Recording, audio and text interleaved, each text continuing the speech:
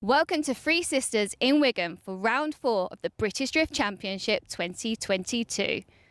Last round at Teesside, Dylan Garvey continued his imperious run, taking home another 50 points. This firmly puts him up the top of the table with a 28-point lead. Further down the table, a driver to look out for is Josh Payne, who was last round's third-place finisher, and he is looking to get big points this weekend and upset the championship. It is still all to play for here at Three Sisters.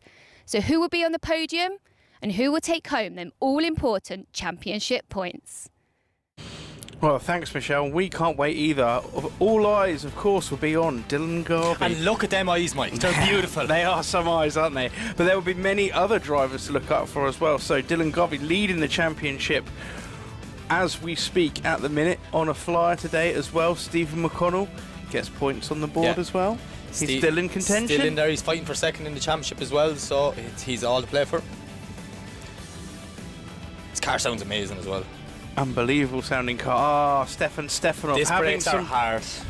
Really love to see this guy drive, but having some problems with his car, made some setup changes and they have not worked out for him at all. Moving on, we have Martin Wonnacott. No, we do not. Stu These Adsley. are some of the other. It's Jamie, Stu Adsley, Martin Cowley. I think Jamie Stanton is one to watch this weekend. Martin Wonnacott as well. He qualified second. Yeah, Stu Adsley's on fire as well. I think he's going to be absolutely unbelievable. Stu needs to tone down a bit though. He goes too hard and ends up just pushing that a little bit too much. So there we have it. In first place at the minute, Dylan Garvey looking like a very strong contender. Tomas Carley not able to make it this weekend.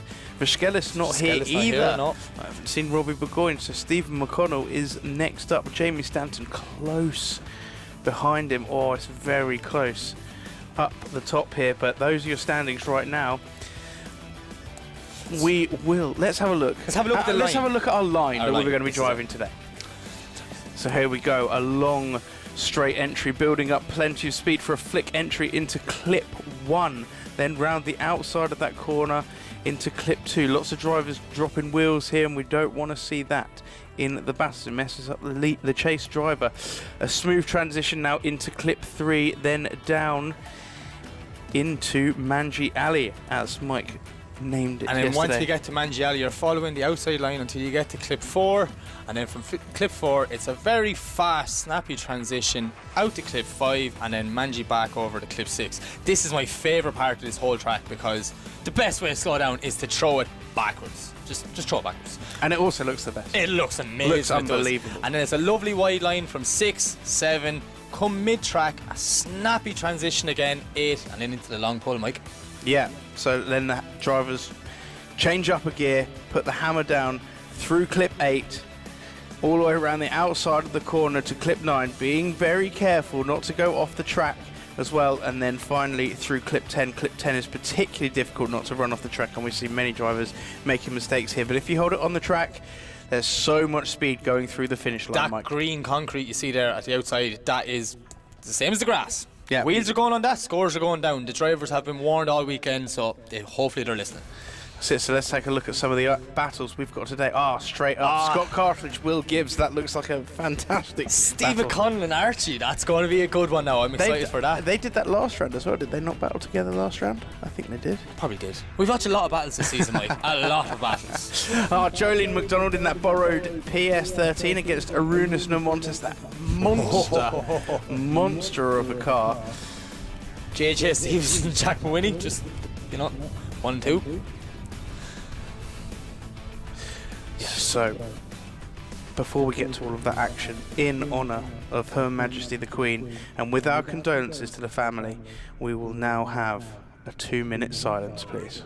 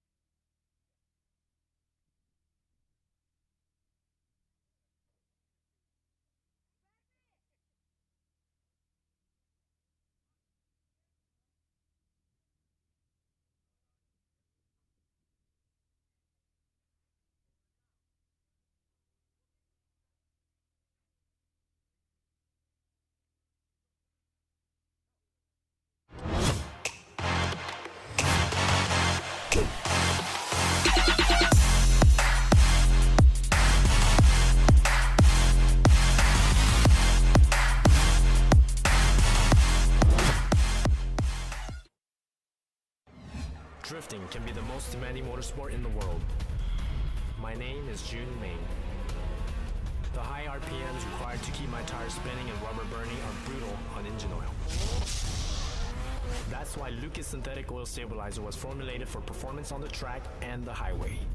Lucas Synthetic Oil Stabilizer keeps my power on for split-second decisions, making every shift and turn count. When it comes to my engine and engine oil, I give it every advantage with Lucas Synthetic Oil Stabilizer.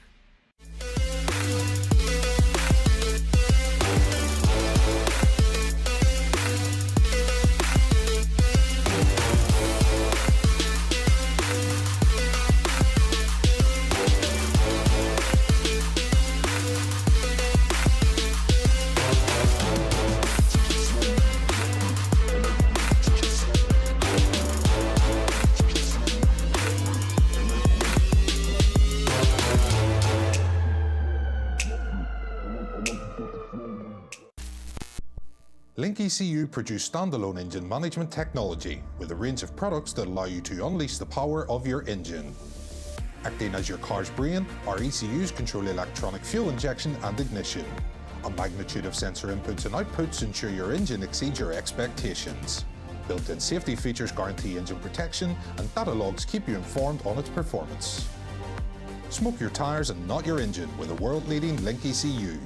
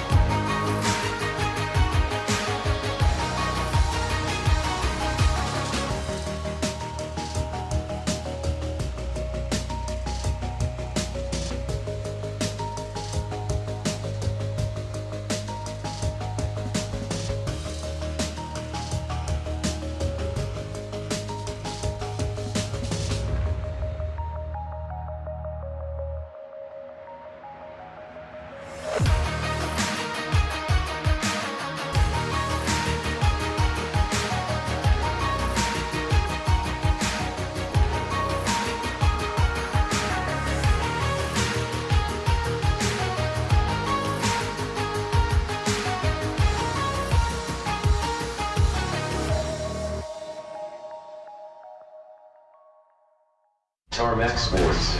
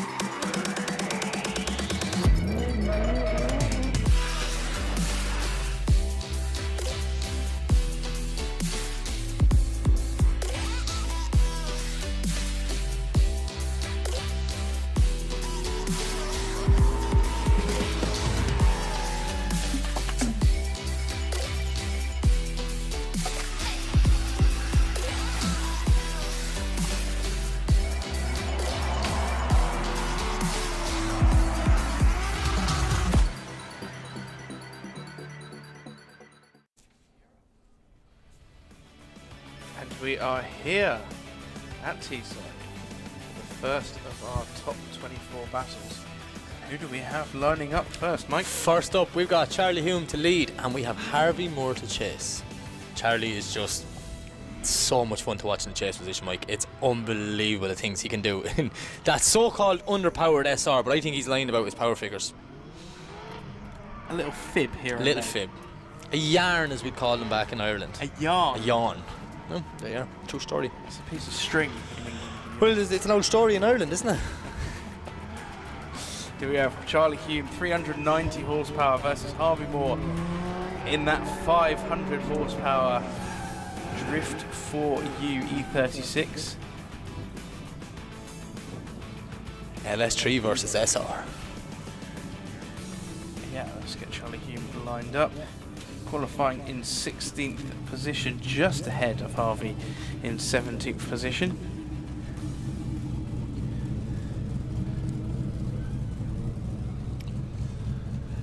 Quick check over by our start line marshal. And we are ready to go. Charlie Hume leading in, Harvey Moore. Charlie Hume put the hammer down, a big flick entry. Harvey Moore mirrors it absolutely beautifully through the first corner. They both transition nicely. Harvey Moore makes a dive on the entrance into Manji Alley now as they come and flick through these two and into the left-hand corner and then the right-hand corner. Can't really see a huge amount, Mike, at the minute. Looks like there's a little bit of separation between the two cars as they come over the line. Yeah, I definitely was expecting Harvey to be a lot more closer in that one. Charlie, yeah, what did he have? 390, did you say? And the rest. But look at that initiation, throwing it on massive angle. Harvey does a good job here, but I think he just gets boxed in a small bit, sees to slow down, and that just gives Charlie the opportunity to start to pull the gap down Manji Alley. Yeah. We'll lose the cars for a little bit there. A little bit confusing as we're not used to that camera angle. Be honest with you, it's completely different camera angles we've looked at all weekend, and we didn't even know what was going on. That is not a yarn. But we will switch them around. We will have Harvey to lead and Charlie to chase. We'll line them back up again now. Harvey will lead out. Charlie, they leave the line, put their foot down. Charlie's going to dive right in the side. Harvey, what do they do on entry? Harvey running a little bit wide, both managing to keep it back on the black stuff though. Charlie Hume making a dive on the side of Harvey Moore's car as they come down the straight again. Oh, a beautiful transition from Charlie Hume as they make the enter into the final transition and round the last corner. Charlie Hume climbing up on the side of Harvey Moore's car as they come through. That little underpowered SR not looking so underpowered at the minute, Mike. No, they're the fibs I was telling you about. Absolute brilliant driving for both guys. But Charlie in the chase position, like, he's so brave with his dives. He's so much confidence in his ability. That's the key. Yeah, so let's see our judge's decision. It's got to be a close one. I think Charlie may have had a little bit more proximity, and I can confirm he takes the win. Charlie Hume goes through to our top 16. And sadly, that is the end of the day for Harvey Moore. What a weekend he's had, though, making it through from yesterday. Yeah. Unbelievable stuff. Oh, next up, we have this lunatic of a car. It's unbelievable, the pace of this thing. And the smoke that just comes out the back of it is insane. If there's one person I think could chase this car, she is sat right next to him. Jolene can chase anything. I am really excited for this because the two runs we've seen her doing qualifying was amazing, and as we've said before, she comes alive in the chase position. I just can't believe how comfortable she just is in that car. Like, it's always a sign of a good driver. How many times has she driven that car? I don't even know. Was it just today? It's always a sign of a good driver. You can jump in the car and just adapt. Yeah. So we'll wait for the go-ahead from our start line marshal. Jolene is going to lead out for the first part of this battle.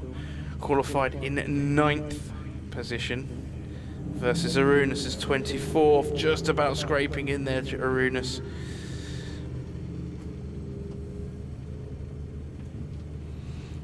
And I believe we are ready to go, Mike.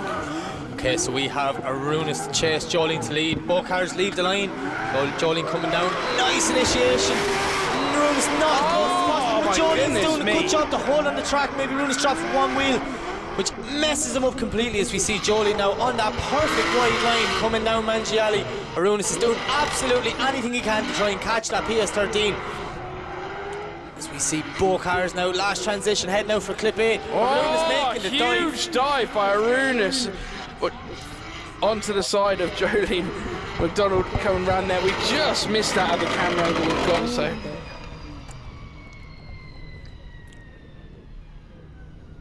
It all comes back to what happened at the start here, Mike. Did Jolene wash and bring Arunas out, or did Arunas just go that little bit too hot? It's going to be a nice, interesting one for our judges. Yeah, let's just take a look here now as Jolene McDonald flicks around. Seems to be perfectly on track. We lose them for a second. I can see Max Fleckney stand on top of Van there, if that helps. But yeah, looks like he made a huge dive. It's very difficult to see the angles from here, but yeah. Certainly gains a lot of proximity through the second part of that track.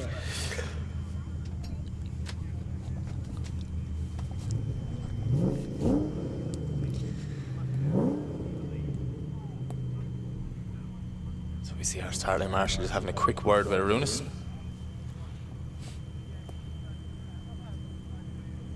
Making sure, there's no body panels and all hanging off in that first corner.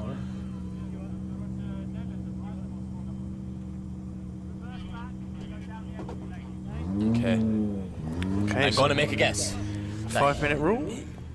He took the words right out of my mouth. Where else could he be going? There weren't really too many options there, Mike, if I'm honest. He could have just gotten a really good run in. Yeah? Like really fast, a bit further through the chicane, boom, gone. I'm not sure that's wholly allowed, Mike. So yeah, Jolene will have to park up to the side and just wait.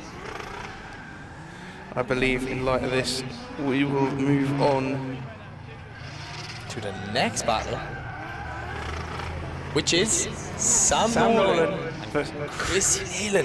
That's going to be a good one. Two unbelievably rapid cars. Yeah. So you can hear Sam's monster warming up.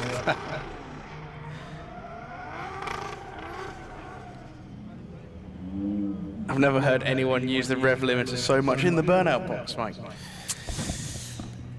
Coming through from Pro-Am yesterday, having a fantastic weekend so far. Yeah. A good season, he's really adapted to this new car. Really has. It's come a long way as a driver, Sam has.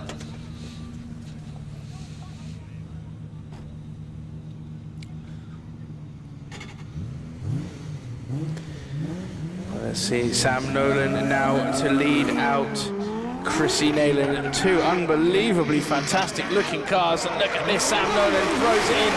Chrissy Nealon just giving him an inch, but dives straight onto the door as they come down through Manji Alley now. Sam Nolan on a beautiful lead line. Chrissy Nealon desperately trying to not get lost in this way, but look at this contact between the two cars as they come into the left-hand corner, make the transition. Chrissy Nealon's lost a little bit of pace, makes the dive now to get onto the rear quarter, but Sam Nolan seems to be driving away. Chrissy Nealon not giving her inch as they come across the line. Wow. Chris, you really came alive halfway through that battle. Yeah. Massive dive into 6. That was unbelievable to watch.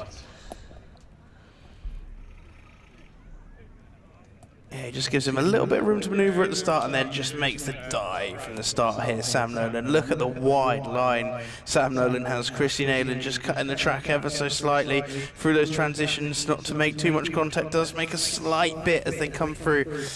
Left-hander loses a bit of pace, makes the dive again, cutting the track. As they come over the line, Sam Nolan right on that green stuff though, so that could have hurt his points. Yeah, so we'll switch them around and send them for the second half of this battle.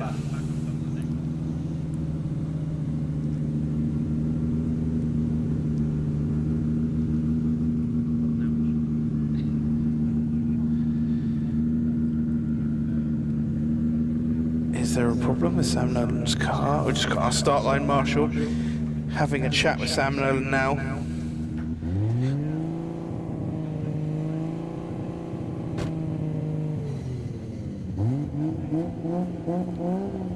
Everything looks okay. Okay, Colgate gives the signal. Both cars leave the line. It's Chrissy to lead, it's Sam to chase. As they come flying down. Big in the chase. Look at the dive from Sam. He is literally eating the back of that E92. Chrissy Nayland's on a lovely lead line, but look at that red S15. He is not letting the BMW get away from him. As they come into the descent zone, another huge dive from Sam, but no! Just dropping a wheel, unfortunate. And Chrissy Nayland just smokes the place out of it, bringing it over the line, and poor Sam Nolan just pushed that a little bit too hard. Yeah, such a shame. That's a tiny mistake as well. He just dropped one wheel and it dragged the rest of the car in. Yeah. It was a bit of a passenger for a few seconds there, Mike. Massive round of applause for both drivers. Absolutely putting it all on the line for our entertainment. And your winner is Chrissy Nayland. And unfortunately that will be the end of Sam Nolan's weekend, but what a weekend it's been, Mike. Unbelievable stuff.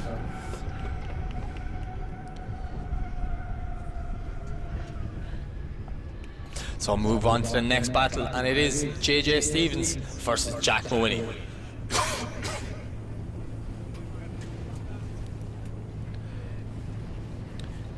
JJ Stevens in the lead position. Jack Mawhinney to chase. Both very fast cars. JJ Stevens probably the smokiest out of the two, so Jack Mawhinney's going to have to get nice and close to him not to get lost in the smoke, and he's not giving JJ Stevens a millimetre as he makes a huge dive as they come through the second corner down into Manji Alley. So JJ Stevens cuts the track a little bit, but Jack Mawhinney makes a huge dive around the left-hand turn, and another dive again, transition through the smoke, right on the door of JJ Stevens, falling back to the rear quarter now as they come around the last clipping point and over the line. Brilliant run from both guys.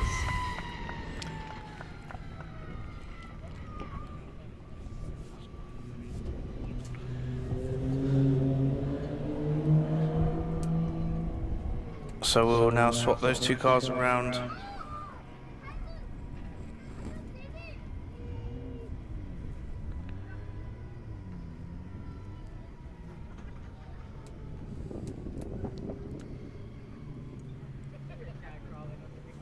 Make their way up to the start-finish line. We get the thumbs up from our start line marshal.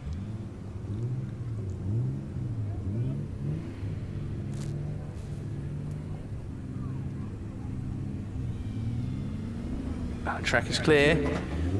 Off they go, Mike. Okay, so we got Jack to lead, it's JJ to chase. Both cars coming down, look at the flick from Jack away. JJ Stevens giving a little bit of room just to get that BMW settled. Jack on that perfect outer line, Mike Wall. Absolutely exactly what he was asked by the judges. JJ is now starting to reel him in, using all the power in that monstrous R34 Skyline. Look at that for a dive in the clip 6 for JJ. Can he hold it? Yes, he can. Jack Mawhinney's putting foot down now, trying to get away with him. JJ dropping back. Maybe that was where he tried the upshift. Now you can see him crawling back on the side of that E46 BMW. Our camera froze. Now they're back, Mike Walton, and they're over the line. I hate when the camera freezes and you're in the flow.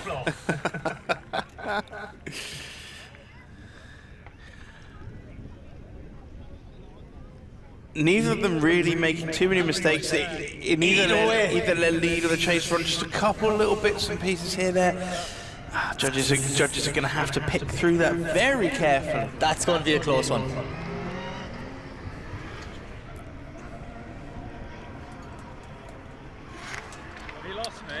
The judges are definitely deliberating, having to have a look through this. They're probably looking at a replay or two that we can't see at the minute, making some decisions. And they just leave us waiting.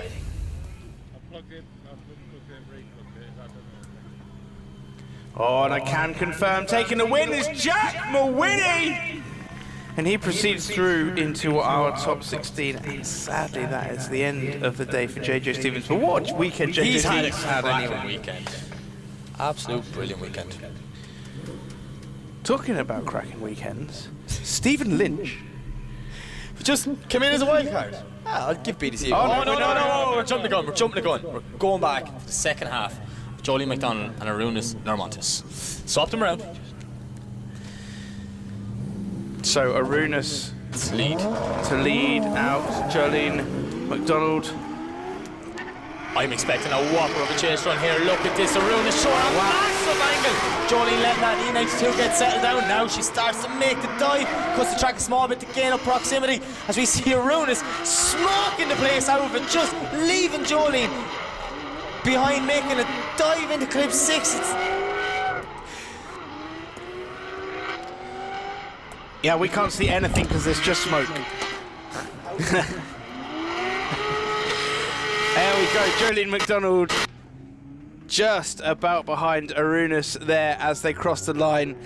My apologies, we're looking at the live stream just like you guys at home, and we couldn't see the second part of that battle. As the Irish would say, I might as well be looking into a field of thistles right now.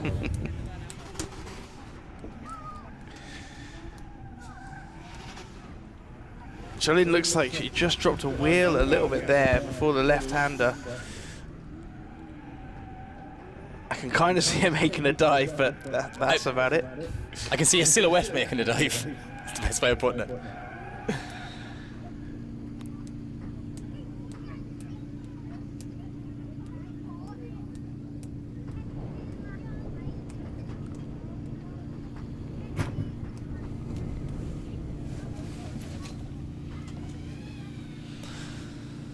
Judges having a good conversation about this one, Mike.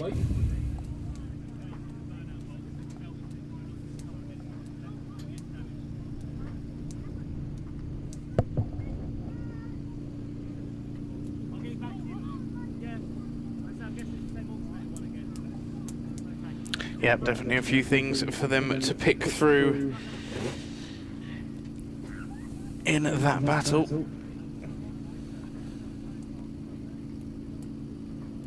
We're going to see another replay of this entry. Oh, nice flick entry from Jolene. She does drop wheels though. Arunas drops 2, but was he led in by Jolene? I think that's the question that's been asked here.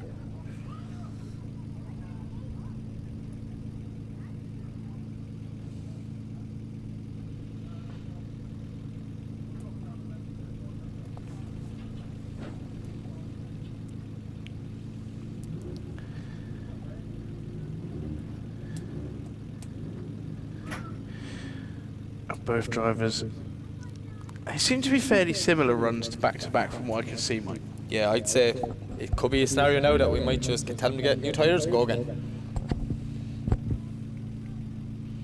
Jolene McDonald have a car.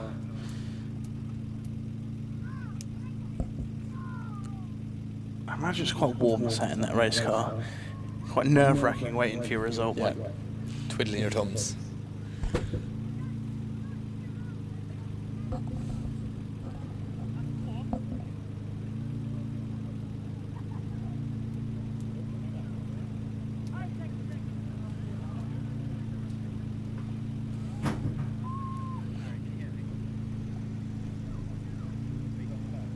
And we'll see. Look at Jolene locking up all 4 wheels, making that dive in behind Arunas.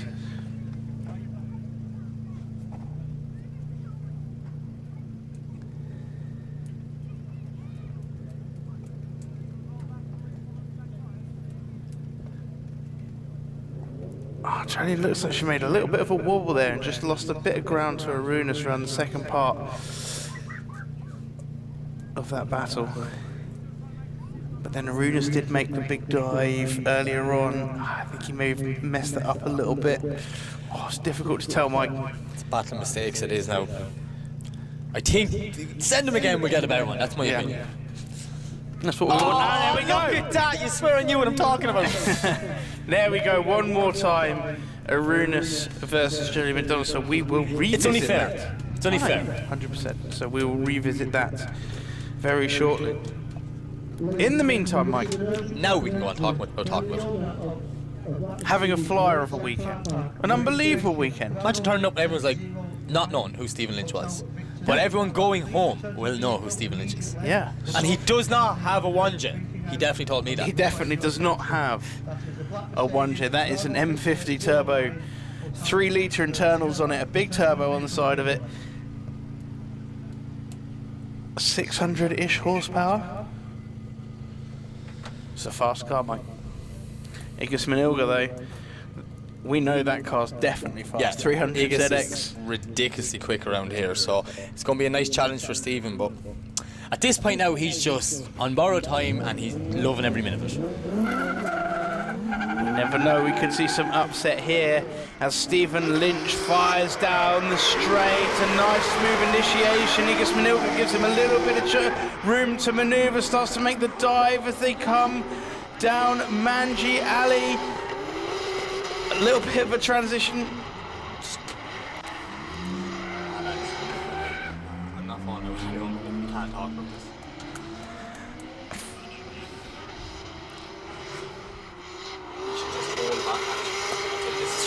Oh, it.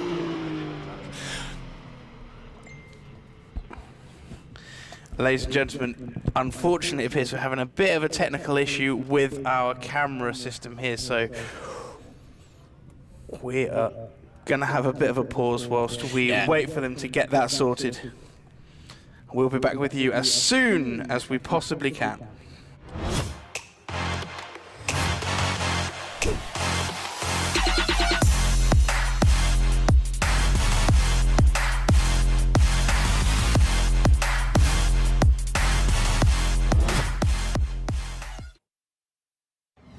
Drifting can be the most demanding motorsport in the world. My name is Jun Ming. The high RPMs required to keep my tires spinning and rubber burning are brutal on engine oil. That's why Lucas Synthetic Oil Stabilizer was formulated for performance on the track and the highway. Lucas Synthetic Oil Stabilizer keeps my power on for split-second decisions, making every shift and turn count. When it comes to my engine and engine oil, I give it every advantage with Lucas Synthetic Oil Stabilizer.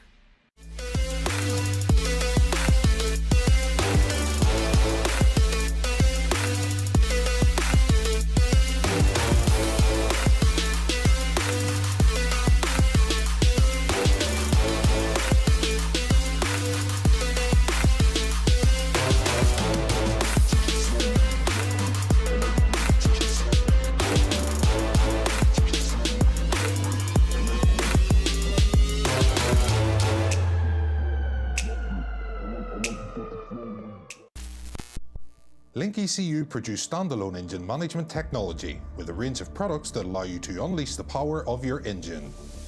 Acting as your car's brain, our ECUs control electronic fuel injection and ignition.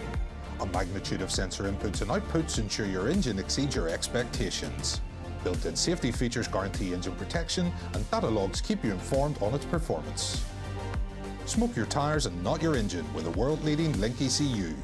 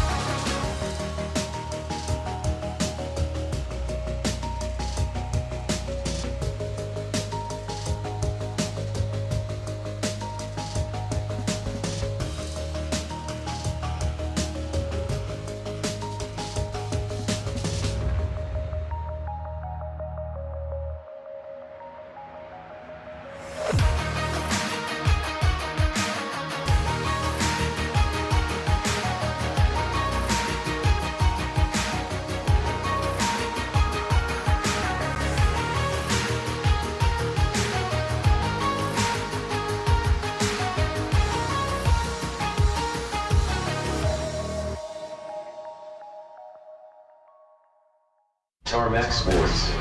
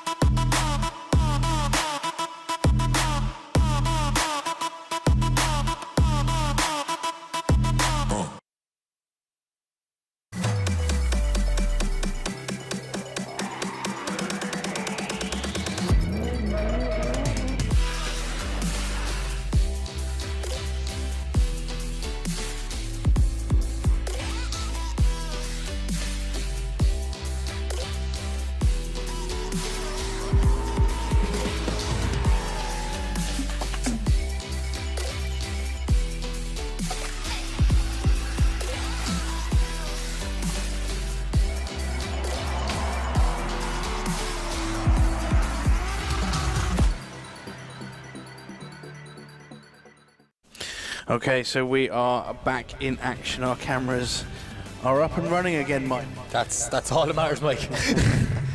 I know we're ready to get back into the battle action here now.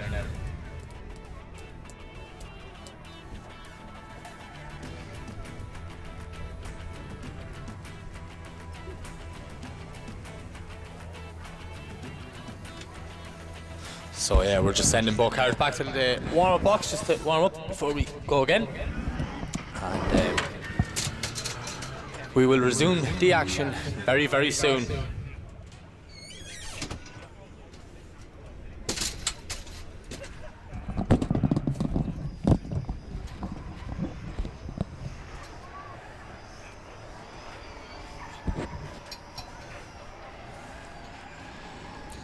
So we are moving on to our battle with Stephen Fitzgerald Mark Chapman. and Mark Chapman.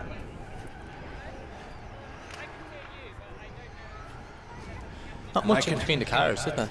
No, I can hear Stephen Fitzgerald warming up his tyres from here. He is showing them no mercy. No. No mercy at all.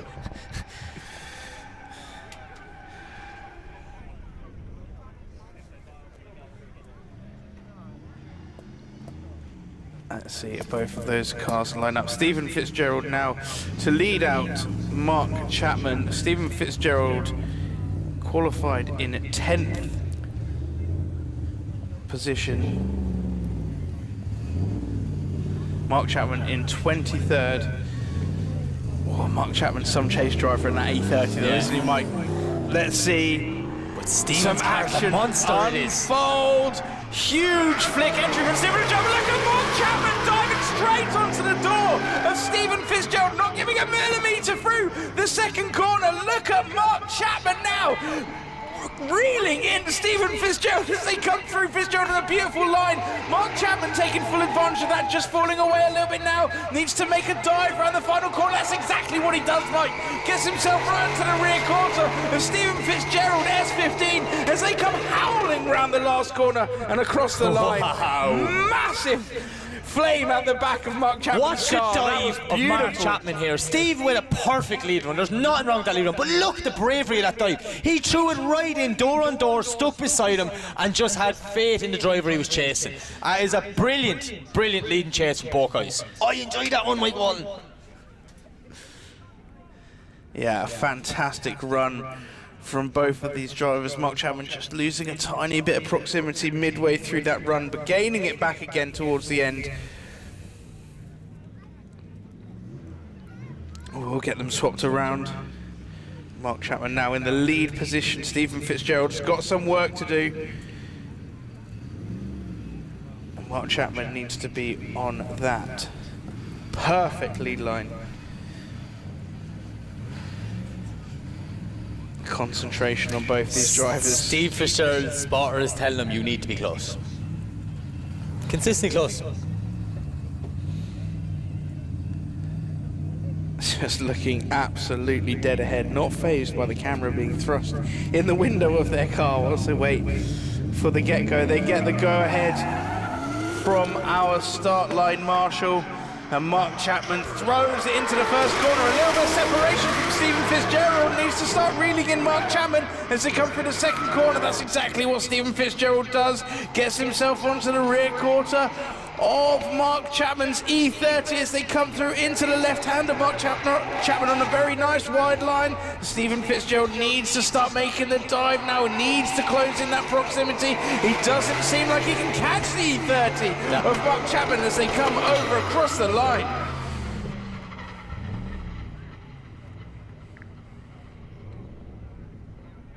I think the proximity is going to be the difference maker there. I think I'm fairly confident, Mike, but I'm not a judge. I'm not a judge, so I'm not saying anything.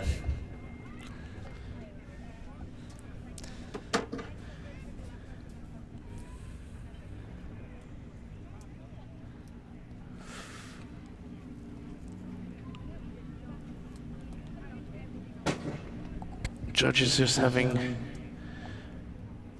a small debate over this. Oh no, but I can confirm Stephen Fitzgerald Mark Chapman, sorry, takes the win. And that is the end of the day for Stephen Fitzgerald. Sorry, that was my bad. The graphic came up on the screen and he just completely said a different thing. And I'm sorry for hitting your arm there halfway through that, man, but you know, I'm glad you did, we just need to get that sorted out straight away there. That's my worst nightmare. Right. Sorry, ladies and gentlemen. We got there in the end. We got there. Please bear with me. Okay, we're back to the one more time. It is Jolene McDonald and Arunas Normontis.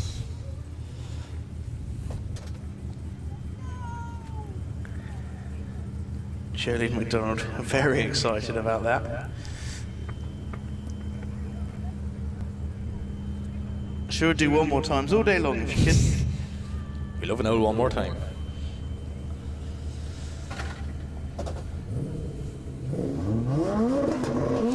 Okay, so both cars leave the line. It's Jolene to lead. It's Arunas to chase. As they come down, Jolene with a big flick. But look at Arunas. Massive angle, but he slows down, kills all momentum at initiation. Cuts clip 2 completely out of the equation now. Makes it dive to get back on the quarter panel at PS13. Jolene McDonald's on a lovely lead line as they start to come down through Mangiali. Carry the ankle, but no, just drops a wheel. Arunas does a brilliant job not to make contact there. Both drivers stay in it. They are not letting something like that give up that easy, Mike. As Arunas is starting to catch that PS13 through the last clip and over the line.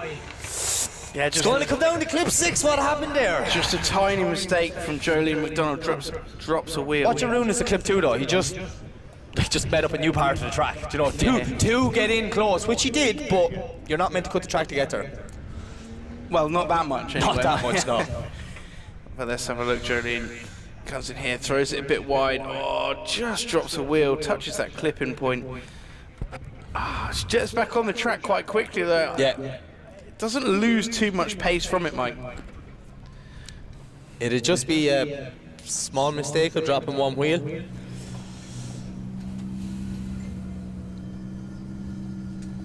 Well, we'll swap them around. We'll put Arunas in the lead position now. Jolene McDonald, where she finds herself most comfortable in the chase position.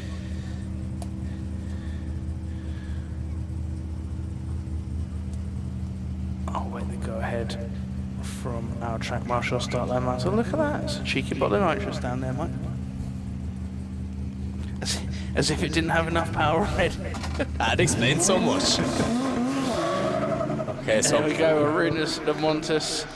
Launch control in that car that I can hear on the line. Throws it in, Jolene McDonald. Oh, Arunas on the wrong part of the track. Jolene McDonald mirroring him very nicely now as they come through Manji Alley. Look at the smoke off the back of Arunas' car. But Jolene McDonald got in next to a huge dive from Jolene McDonald. Can she dive again through the smoke? She does. Arunas on a nice wide line. Jolene McDonald cutting the track slightly.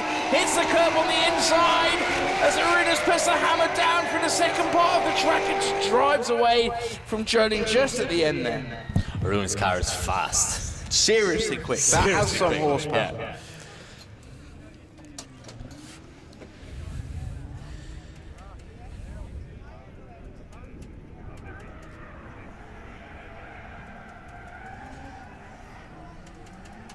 Both of those drivers getting out of the car. Well, sorry, just Jolene getting out of the car to congratulate Arunas.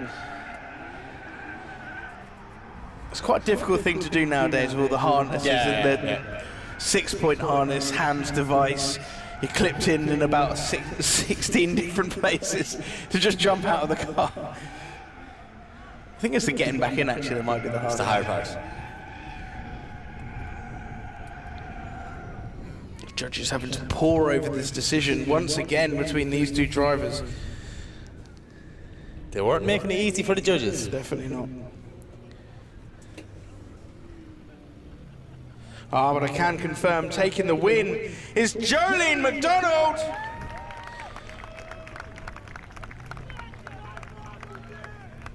Sadly, that is the end of the day for Arunas. Jolene goes through into our top 16. Up next, we have an interesting battle. Steve McConnell versus Archie Harmer. The minute I seen this on the sheet, it just caught my attention.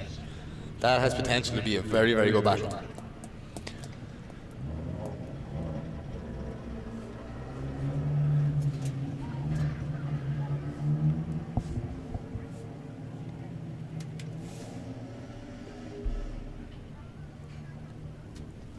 Oh, so we are going back to the battle between Stephen Lynch and Igis Manilga. Igis Manilga called a 5-minute rule earlier, and they are returning back. So we will see the second part. It's the second half of this run, battle. yeah. So it's Stephen to chase and Igis to lead.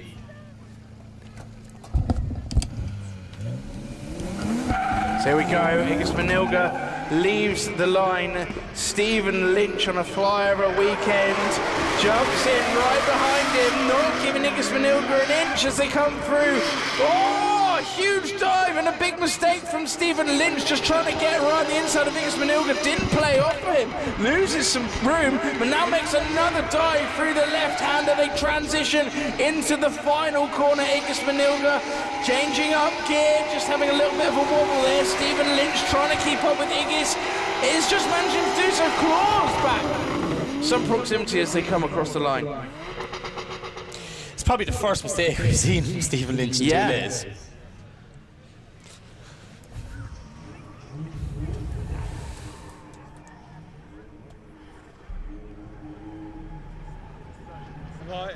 The only thing we might have missed is if he was cut off by Igis. It's a bit difficult to see from where we were sat just here.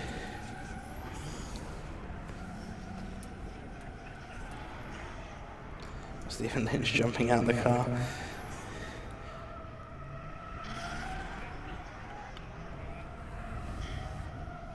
Let's have a look. Oh, it's a nice big flick entry from Igis Manilga. Stephen Lynch makes it. No, it looks like he over-rotates all by himself, Mike. Yeah. I think he just wrong place in tracks where he ended up. Good effort on this dive here, though, for the left-hander. Gets right up close and personal to Igis. And it almost looks like Igis is going to drive away, but Stephen Lynch claws back the proximity as they come over. Fantastic driving by both drivers, regardless.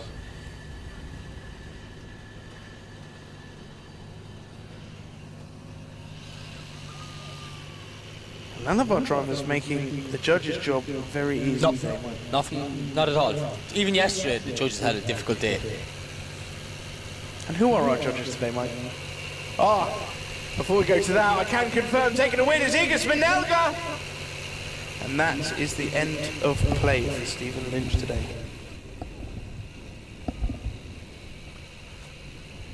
So who are our judges today, Mike? Well, our judges today are same as always. The head judge, Mr. Kieran Hines, with Mr. Gaz Taylor beside him, and of course Mr. David Garvey. What more do you want? I was wondering what that noise was in my ear, and I was trying to lip at the mic going, can you hear that noise? And it's actually Archie's car at the start line. Archie Harmer's injectors you can hear in your ear so loudly. I literally thought it was like a grasshopper or something in my headphones. It was this whining noise. This is the one I'm excited for. 3 times I've got excited, I've been pulled back, so now we can say it's Steve McConnell the lead, it's Archie the chase. And Stephen's car is still a financial mistake. Absolutely love that sticker. So both guys leave the line. Yeah, we see, look, a nice flick entry from Steve McConnell. Archie Harmer giving Steve McConnell a little bit of room to manoeuvre. He needs to make a dive now, does make a dive as they come in to Steve McConnell now. That was a huge dive as they come into Manji, and is he going to make another dive? Yes, he is! He is right on the door of Steve McConnell as they transition through. It's like another dive again. They just keep coming from the young Archie Harmer as they come through the final corner. Steve McConnell steps in, tries to get away from Archie Harmer. Archie Harmer's not letting him get too far, Mike. Wow, Archie with some unbelievable brave dives there. Good lead line from Steve, but just... Archie looks like he just got caught napping off the line there, but makes up for it very quickly. This was good now. Watch, just straight in. Little touch there, Stephen here. Written the whole way down Mangiali, but look at this, Mike. He's nearly back on power before Steve. Yeah. Great driving from both guys. Oh, beautiful dive.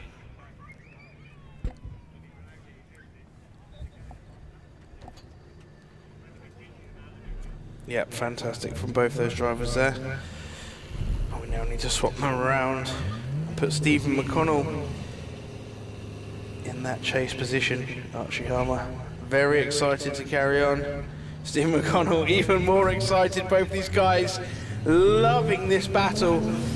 As they leave the line, a small jump from Stephen McConnell, Archie Harmer hammering it down. Look at the dive from Steve McConnell, straight away matching Archie Harmer's line, makes a huge dive onto the side, cuts the track massively.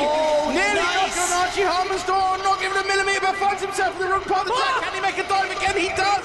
Manages to hold on to that. How there wasn't an accident there, ladies and gentlemen. Another dive from Stephen McConnell as they come round the final corner. Archie Harmer on a fantastic line with Stephen McConnell using all of the revs that engine can give to keep up. How did Stephen not hit him? That was amazing. That did not make sense. I love it. Stephen with the classic, oh, you do a good chase, Archie. Watch this. Send him again.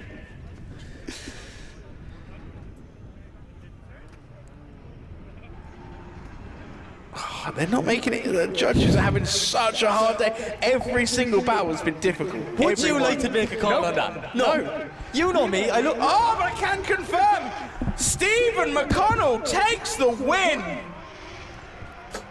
I think we're going to have to ask the judges on that one. We've left them alone all morning, but judges, can we please get your opinion on that battle? Yep, no bother. Okay, well, we look at the first one there. Archie gets caught on initiation, so he completely misses clip 1 and 2, so he kind of got caught out there. Stephen has a really good lead line all the way through, so no issues there. In addition to that, Archie kind of gets caught coming out to clip 4, and then he has a very shallow transition between 4, 5 and 6. That's actually how he gains his proximity back up, and then he's off clip 5, he doesn't get into that. So after the first run, Stephen comes away with a 6-4 advantage, and when we swap them around, I think you saw there, Archie has a reasonably good lead line, but Stephen has a much better chase. He has a better initiation. He's on Archie's door from the 1, 2, 3 through to. He's a little bit shallow on 4, 5 and 6, but that's the same as Archie had done in the first run, so the rest of the run was better. So overall, Stephen takes it on both runs. There we go. Thank you very much for that detailed explanation, Mike. Yep. You know what? Clears it all up. Yep, definitely. Right, we will move on to our next battle with the Battle of the PS13s. Two of our favourites. Very both said we really like the PS13s. looks of these cars. Two very nice guys, two aggressive drivers. Can't wait to see what happens here. It's Will Gibbs to lead, it's Scott Cartledge to chase.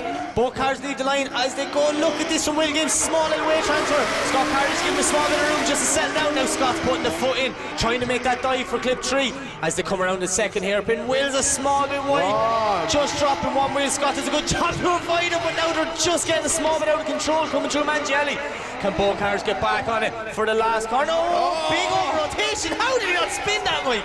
Gives Scott Cartledge every opportunity to get back in, but now Will Gibbs puts foot down and pulls a gap. Last clip over the line. both those cars looking a bit wobbly, Mike. Wobbly is a brilliant word to describe that. They look a bit wobbly. They're all just wobbling.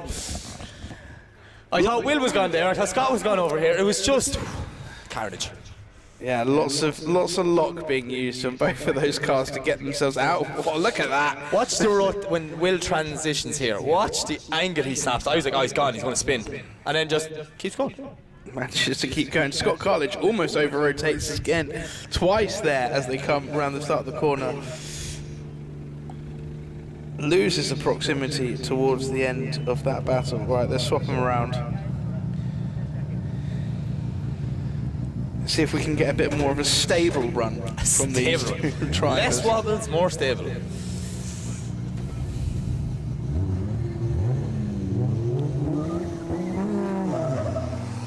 Oh, and off the line they go. Scott Cartledge fires it into that first corner. Not as aggressive as Will Gibbs did, but Will Gibbs matching Scott Cartledge's line absolutely beautifully as they come through the second corner down into Mangielli. This is looking a lot better, Mike.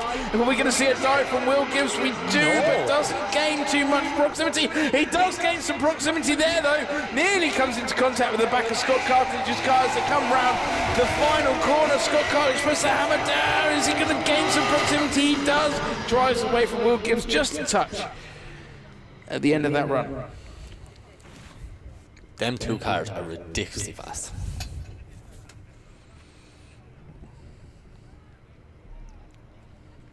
That's another tough one for the judges, Mike. Yeah. And this one is for the last spot in the top 16. Oh, but I can confirm, taking the win and going through is Scott Cartilage, ladies and gentlemen. And that is the end of the day For Will Gibbs. Well, that concludes our top 32, Mike. Join us again very shortly. Yeah, we're just going to get our top 16 lined up and ready to go again. Yeah, so join us shortly after a word from our sponsors.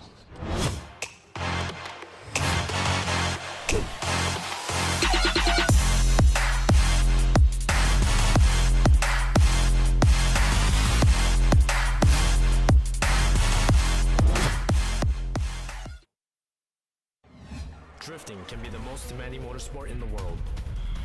My name is Jun Main. The high RPMs required to keep my tires spinning and rubber burning are brutal on engine oil. That's why Lucas Synthetic Oil Stabilizer was formulated for performance on the track and the highway. Lucas Synthetic Oil Stabilizer keeps my power on for split-second decisions, making every shift and turn count. When it comes to my engine and engine oil, I give it every advantage with Lucas Synthetic Oil Stabilizer.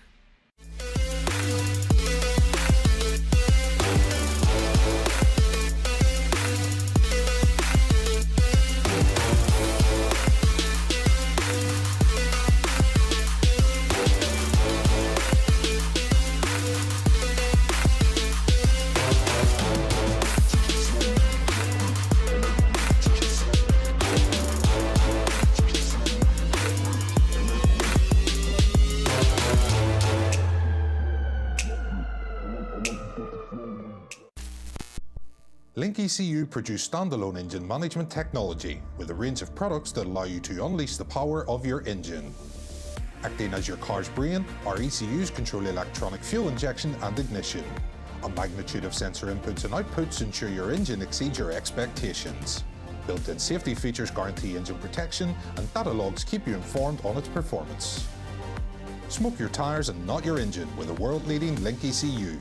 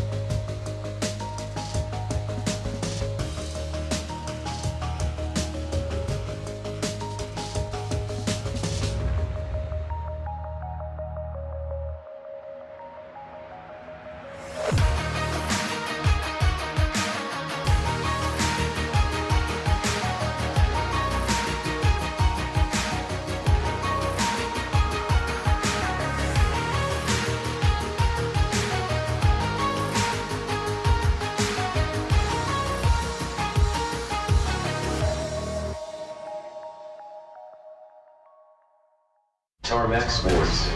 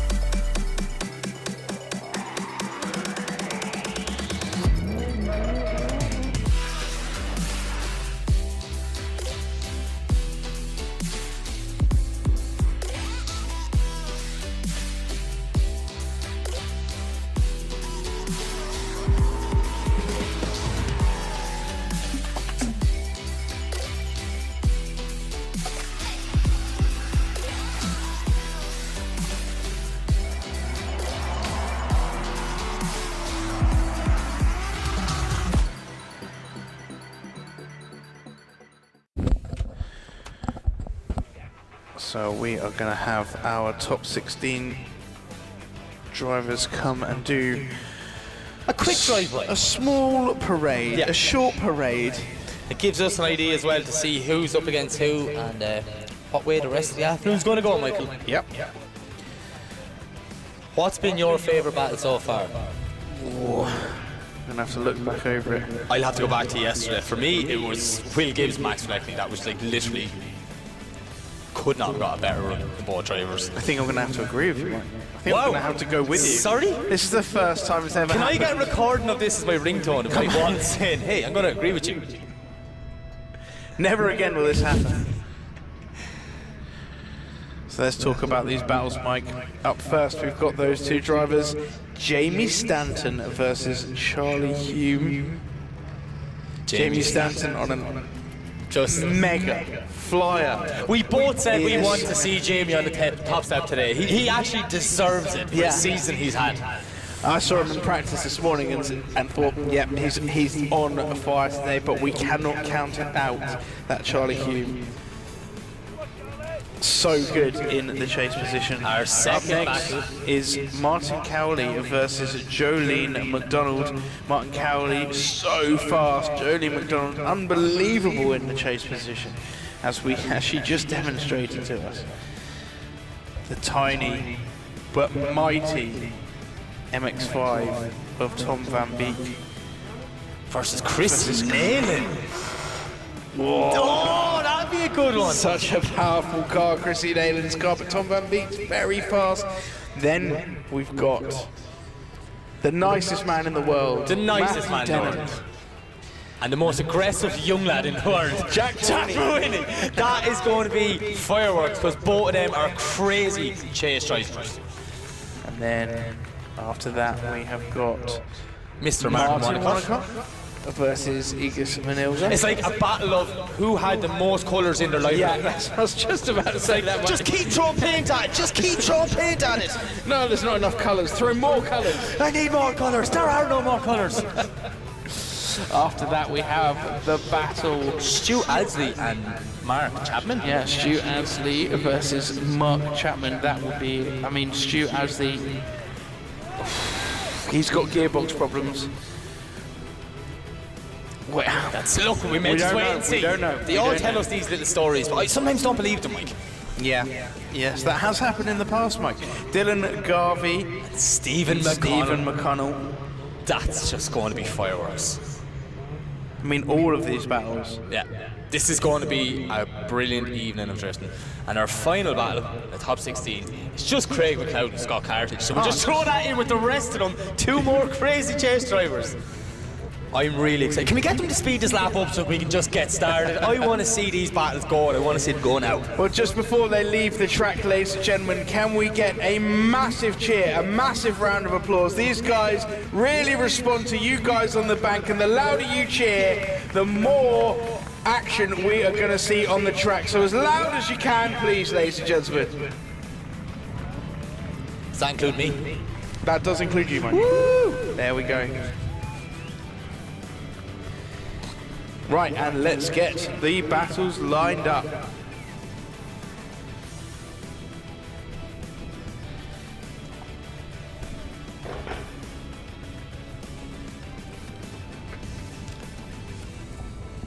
So up first, Number 1 qualifier, Number Jamie one. Stanton, versus our number 16 qualifier, Charlie Hume.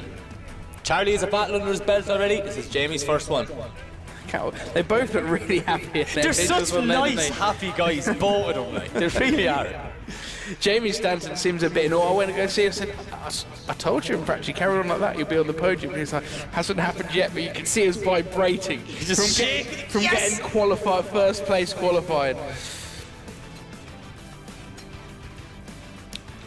Let's get those guys warming their tyres up Just getting see the quickly as possible. hands, helmet, gloves, seatbelts, all the bits and bobs that have to be on before you go to the warm-up box.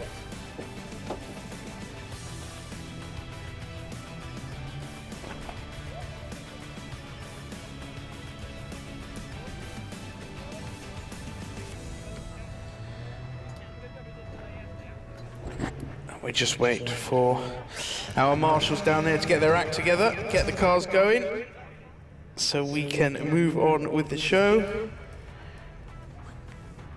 So we see Charlie starting to move. He's all his safety equipment on. Jamie's going in. Both cars will warm up. Head for the line. Who's leading first? Jamie's leading first. Obviously he's top qualifier. Sorry, Mike. Yes, Mike. That's how it works, Mike. I just had a brain fart. Could be worse.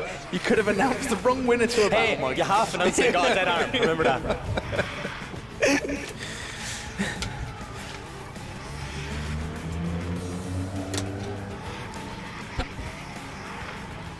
Charlie Hume throwing up some grass, warming up his tyres. I don't know if you know, but grass does not warm up tyres. Done it again, doesn't warm up tyres very well at all, Mike. Well, look, I'm not doubting that man's ability. So maybe he knows something that we don't. Maybe. Because when he's in the chase position, he is crazy. Jamie Stanton already in the lead position. I don't think I even saw him warm up his tyres. Did he do a bit? Did he warm up his tyres? Yeah. I hope he did. I hope he did. I really hope. I knew I forgot something. He enters into the first corner.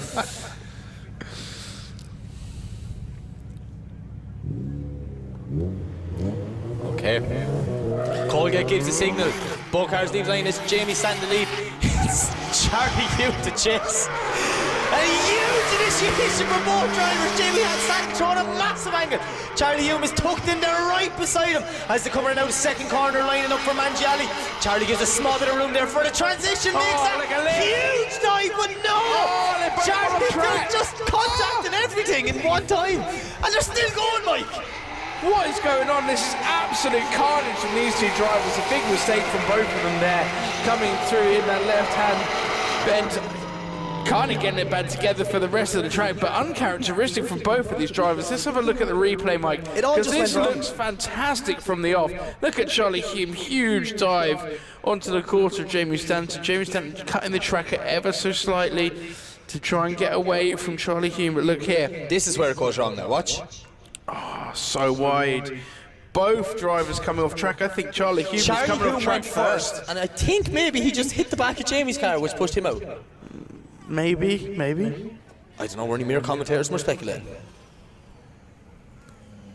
I find it dangerous when we speculate about things like this, Mike. We get it horribly wrong. I don't know, I'm on a bit of a roll lately. If you're confident, Mike... No. Don't let me stop you, Mike. No, it's all me.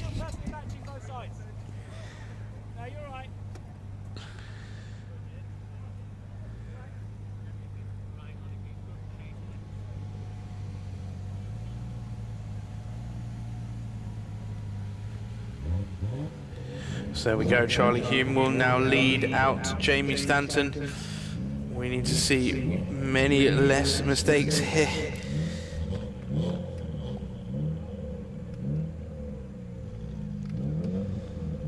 Oh, I don't know if the trackmaster's just clearing up a little bit. Yeah, it's a little weight clean up, that's all. A bit of sweeping going on. Clip 6.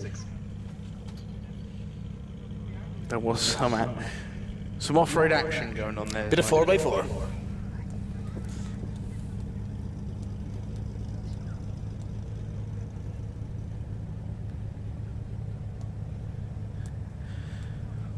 What are those characters on? I think they're all like Marvel dolls or something. I've looked at this before. I've never noticed that before. Have you not? It was one of the first things I noticed. Is that Charlie Hume's? Is that his lucky charm? Look, we got a Teddy. Everyone's got something in the car. Everyone's got a lucky charm in the car. Maybe I should have tried that when I was driving. I would have got a bit further than the commentary box. Here we go. Charlie Hume now to lead in Jamie Stanton. Huge! Oh, Charlie Hume, Jamie Stanton, not really sure what's going on, getting left behind by Charlie Hume as they come through into the top of Mangiali. Jamie Stanton really needs to stand on it to catch up with Charlie Hume, but Charlie Hume's on a fantastic lead line. Jamie Stanton just needs to make that dive, tries to make the dive around this latter half of this track. And not really gaining the proximity we would expect from Jamie Stanton. Are you still going to try and tell me that car is only 300 brake horsepower? Charlie, that's a lie. You're lying to us. I thought we were friends, man.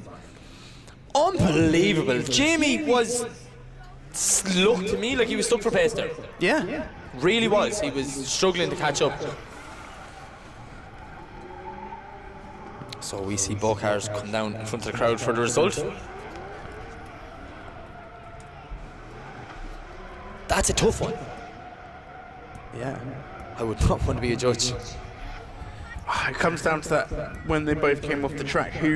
What happened? Who actually came off the track first? Was there contact that took the trick? I don't know. Only time will tell. The judges don't know. And we will find out that decision in a matter of moments, hopefully. But a huge round of applause for both drivers. Oh, and a big hug. Look at that, ladies and gentlemen. Give him a round of applause. But I can confirm taking the win is Charlie Hume.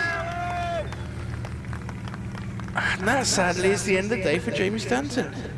Charlie Hume goes through into our top 8, Mike.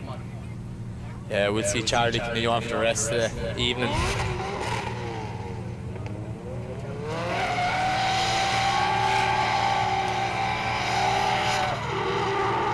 Okay, who's next, Mike? We have, this looks like a fantastic battle between Martin Cowley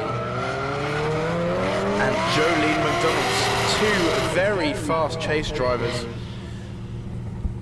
Both qualifying with only a couple of points in between them. Random fact, these two play a lot of simulator together, driving online. I mean, you can tell by their driving style. But they actually would drive most evenings with each other and in a collective group of people. There you go. Because there's another group chat on Facebook and I've already seen the slagging starting. Well, let's see what these guys can do in real life. Martin Cowley to lead out Jolene McDonald as they head into the first corner. Nice flick from Martin Cowley. A little bit of separation between the two drivers now as they make a transition, but Jolene makes a move and dives onto the rear quarter of Martin Cowley's car. This is looking fantastic from Martin Cowley, and Jolene McDonald takes advantage. Huge dive onto the rear quarter. Can she dive again through the smoke? She Yes, does. she can. Look at this, ladies and gentlemen, the angle of Martin Cowley. Jolene McDonald trying to catch it, just losing a little bit of pace now, maybe underpowered compared to Martin Cowley as they come over the line. What a lead run by Cowley. Yeah, superb. Absolute pinpoint actually, but Jolene not doing much wrong in the chase position. Just losing a little bit of proximity at the end there. I think she's just finding herself lacking pace ever so slightly. Yeah.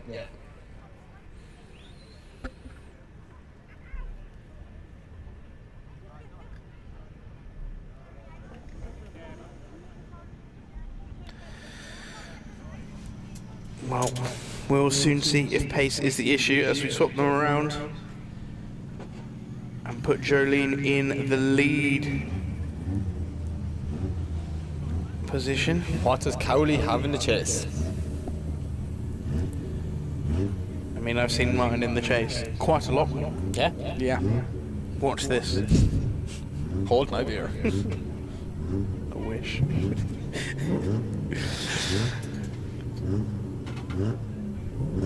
Okay, Colga gives the signal.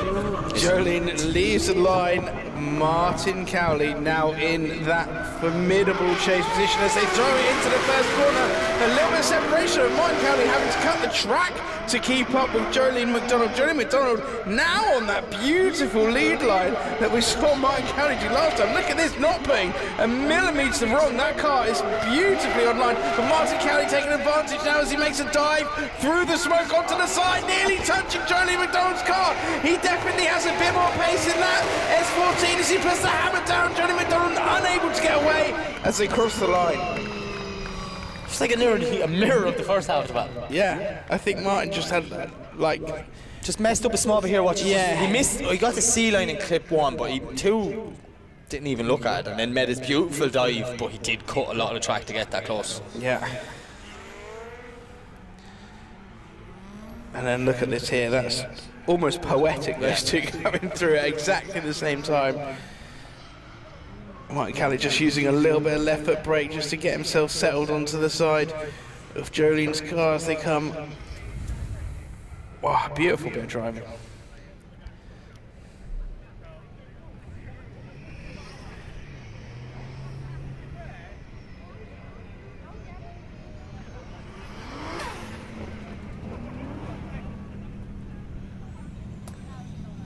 Judge is looking at a replay here. It comes down to how close it was. In Jolene's chase, she was a lot more online for the first 2 corners. Where Cowley made that massive dive, but he just took out a good bit of the track to get there.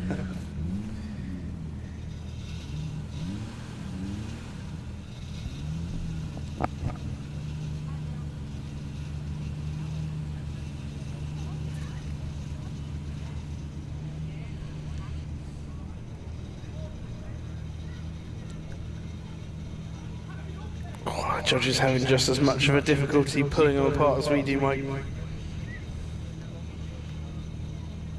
Oh, but I can confirm, taking the win and going through is Martin Cowley. Definitely want to hear from the judges in that one. It's such a close one. Judges, can you explain that one for us? Yeah, if you look at the first one, Martin, he's a good lead, no issues there.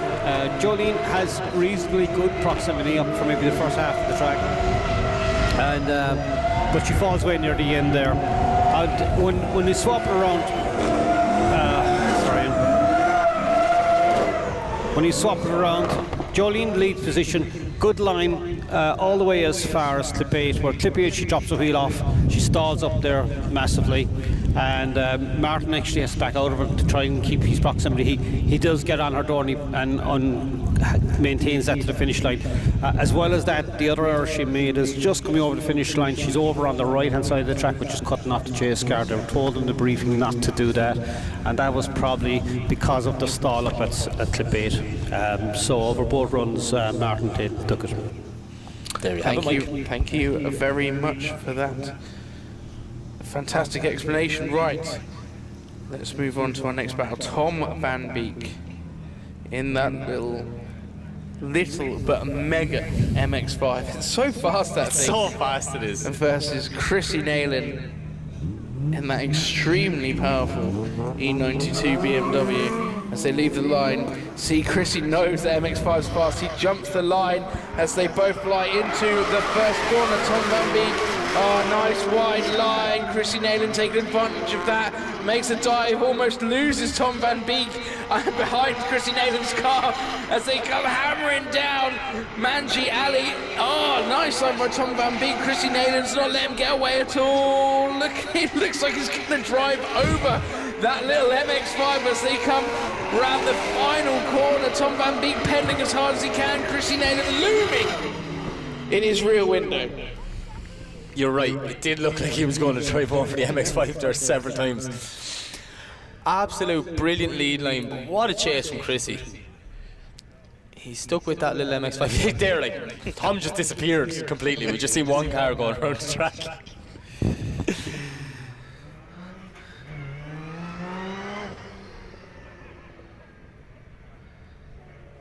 Yeah, great run by both of these drivers.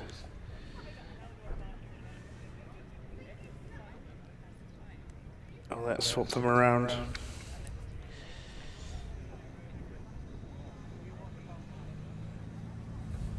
Let's see if the MX-5 has got the legs to keep up with Chrissy Nayland. I am sure it has, Mike. Yes, it does. Yes. Yes, it does. Yes, it does. It's all down to the manifold that's on that car. What manifold's on that car? It does indeed have a Walter Motorsport exhaust manifold on that MX-5. Wow, and where can I get one of them? Legs. WalterMotorsport.com, Mike. There you go. If you need a manifold and you're not going to WalterMotorsport.com, what are you doing? Very true, Mike. Very true. Right, enough about manifolds. 2 cars leaving the line. It's Chrissy lead, Tom to chase. Chrissy knows this is a fast car behind him, so he's got to pull a gap, and he has thrown it in hard, Mike. But look at Tom Van Beek. He is right there with him. He is stuck to the side of that E92. Chrissy's on a phenomenal leader, maybe a little bit shy there coming into Mangiali, but Tom is sticking right with him, not letting him get away. Look at this for a dive. Yeah, Tom Van Beek using all 1.8 litres of that engine as much as he possibly can to try and keep up with the 2JZ and Chrissy Nayland's E92. Just falling away a little bit right at the end there, but wow. Look at it go, Mike. both the cars. Oh, Chris, a lovely lead line from Chrissy Nathan as well.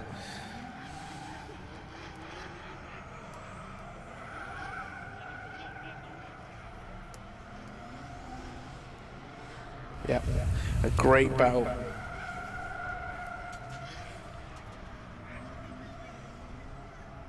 We'll get them back up in front of us so we can get the judges' result.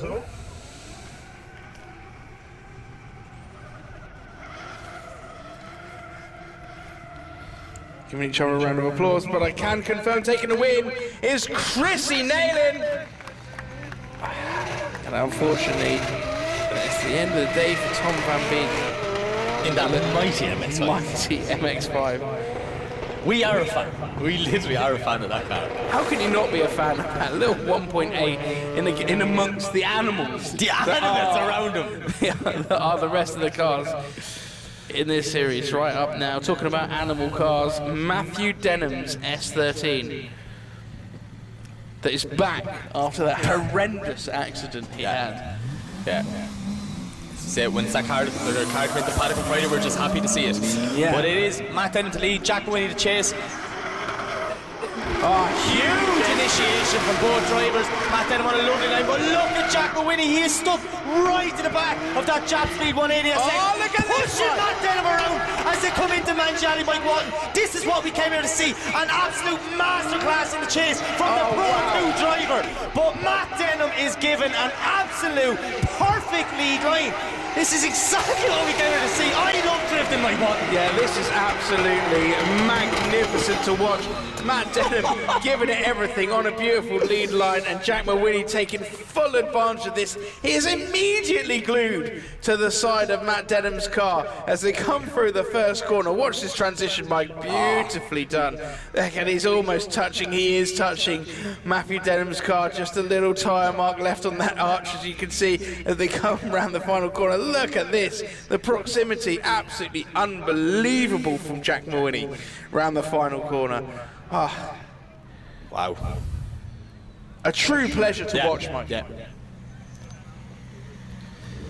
Right now, Matthew Denham is going to have to do the exact same thing. The exact same thing. Oh, we've seen him do it. No better, man.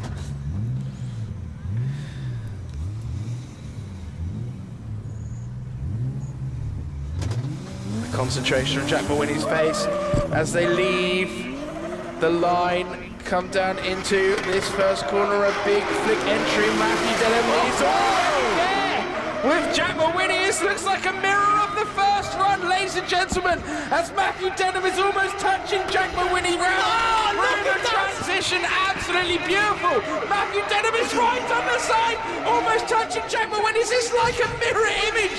They are so close. Matthew Denham touches Jack Mawhinney round the last corner as they come round in. Oh, yes!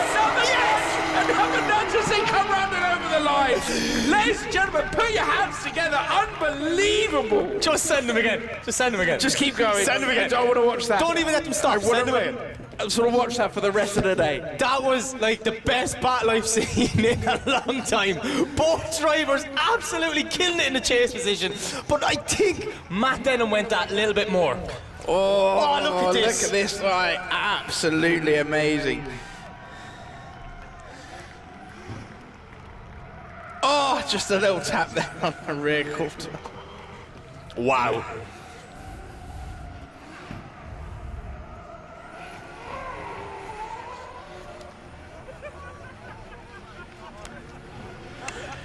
Ladies and gentlemen, give these two drivers a round of applause. That was absolutely phenomenal driving. Take a bow, gentlemen, take a bow. Thumbs up from the commentary booth.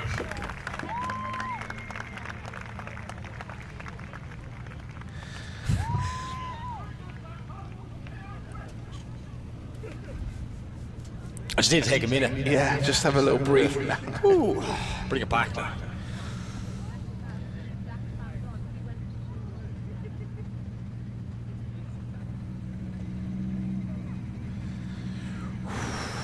Do we have a decision from my judges. I can't pull up. Well, and they we are going to see that again, ladies and gentlemen, one more time. Yes. For Matthew Denham and Tak Mawhinney. Nothing could separate them, Mike. I think they just did that because they want to see it again, and I want to agree see with that again. Yes. Best call of the day. But the worst thing is now, let's go change tyres, so we have to wait for it. Can't go straight away. Never mind, we've got our next battle. Martin Wonnacott versus Igis Menilga. The battle of the paint schemes. Who has the more colours? Who can fit the most onto the side of their cars? Wow! When they're together, it really looks crazy.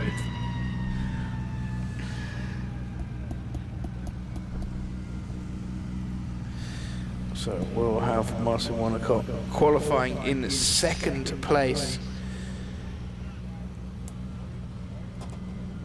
Leading out Igis Menilga. Off they go. Igis doesn't want to give Martin that much of a gap as he leaves the line. Nice flick entry from Martin Wonnacott. Oh, finding himself out into clip 2 nicely. I thought he was going to miss that, but he didn't. Igis Menilga needs to start reeling in Martin Wonnacott now as Martin Wonnacott smokes out Three Sisters race circuit.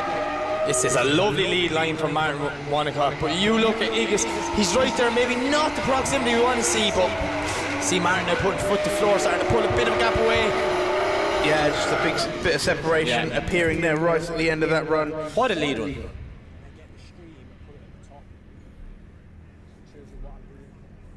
Yeah, lovely bit of work here from Martin Wonnacott. He seems a little bit shallow, but then does make it out to clip 2. Looks like he was going to miss that at the start there.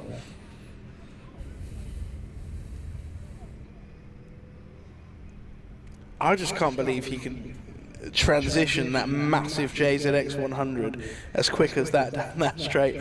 It's not as wide as it looks on camera. It's probably the weight of the car. Yeah.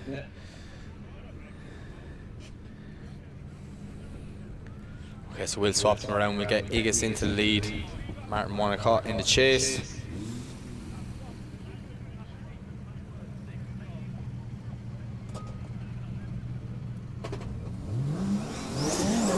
Igis Menilga now leading out Martin Wonnacott in the battle of the paint schemes as they come into the first corner. Martin Wonnacott much closer to Igis Menilga now than the other way around as they come through into the second corner.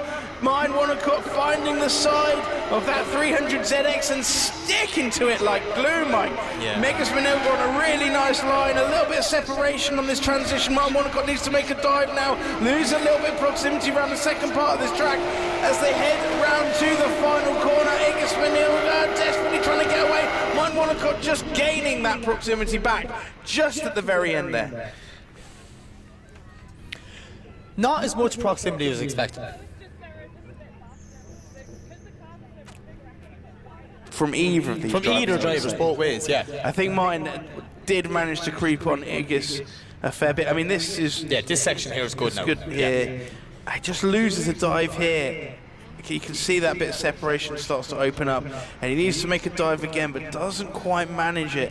I don't know whether Igis was wide enough on the track. I think Igis might have cut the track a little bit. That's why Martin didn't get the chance to get back on him again, but...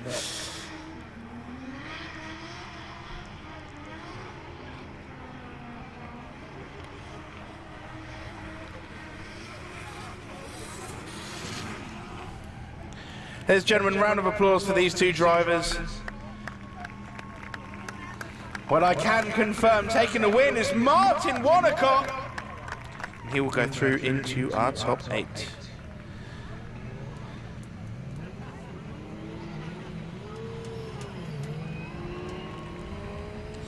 And next up, we have a rather rowdy battle. Rowdy. That's how I would describe this. Yeah, hasn't even started yet. It's going to get rowdy. Stu Adsley versus Mark Chapman. Stu Adsley says he has a broken gearbox, a broken clutch, something on his drivetrain isn't working correctly. I don't know whether he's just making excuses or not, nobody knows, but let's see as they leave the line. Stu Asley throwing it in. His car looks perfectly good to me as Mark Chapman dives onto the side of Stu Asley's door. Stu desperately trying to drive away. Mark Chapman reeling him in now as they come down Manji Alley. Look at the angle from Stu Asley. Unbelievable stuff from Mark Chapman. A little bit of a gap opening up. He's trying to make the dive. He's a little bit shallower, trying to make up the pace. But Stu Asley puts his foot down and drives away from Mark Chapman around the second part of the track.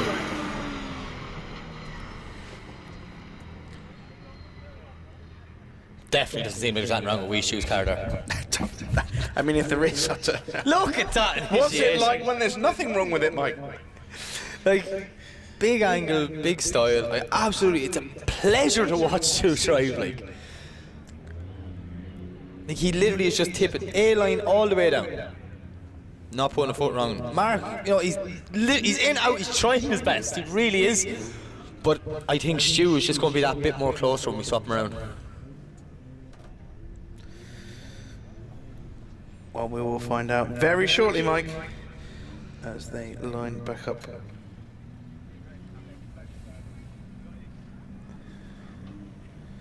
Come on, Stu.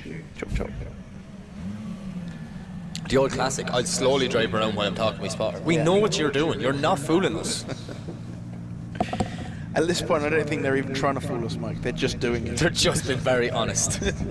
Blatantly doing it in our face, Mike.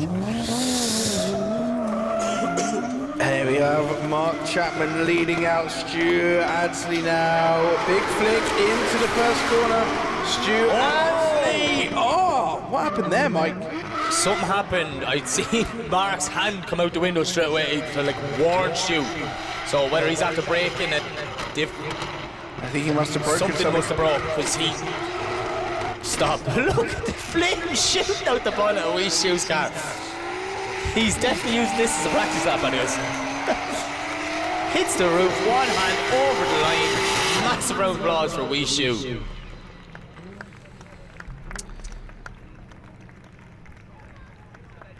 And sadly, a mechanical issue, it would appear, from Mark Chapman.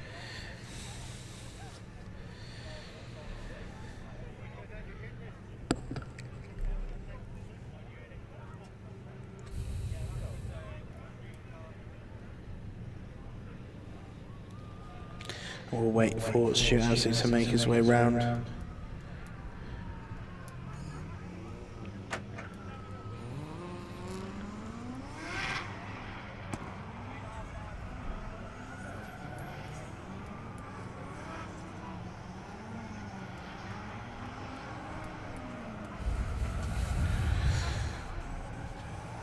To our marshal so we can find out. I think we're pretty sure who's won, Mike. And I can confirm it is indeed Stu Asley going through to our top 8. Sadly, Mark Chapman, a mechanical issue. Hopefully he can get that car moving again. Yes, he can. He can get it moving anyways, so. Not very fast, but it is indeed moving. So up next, Mike. As good as a final. It's Dylan Garvey versus Stephen McConnell.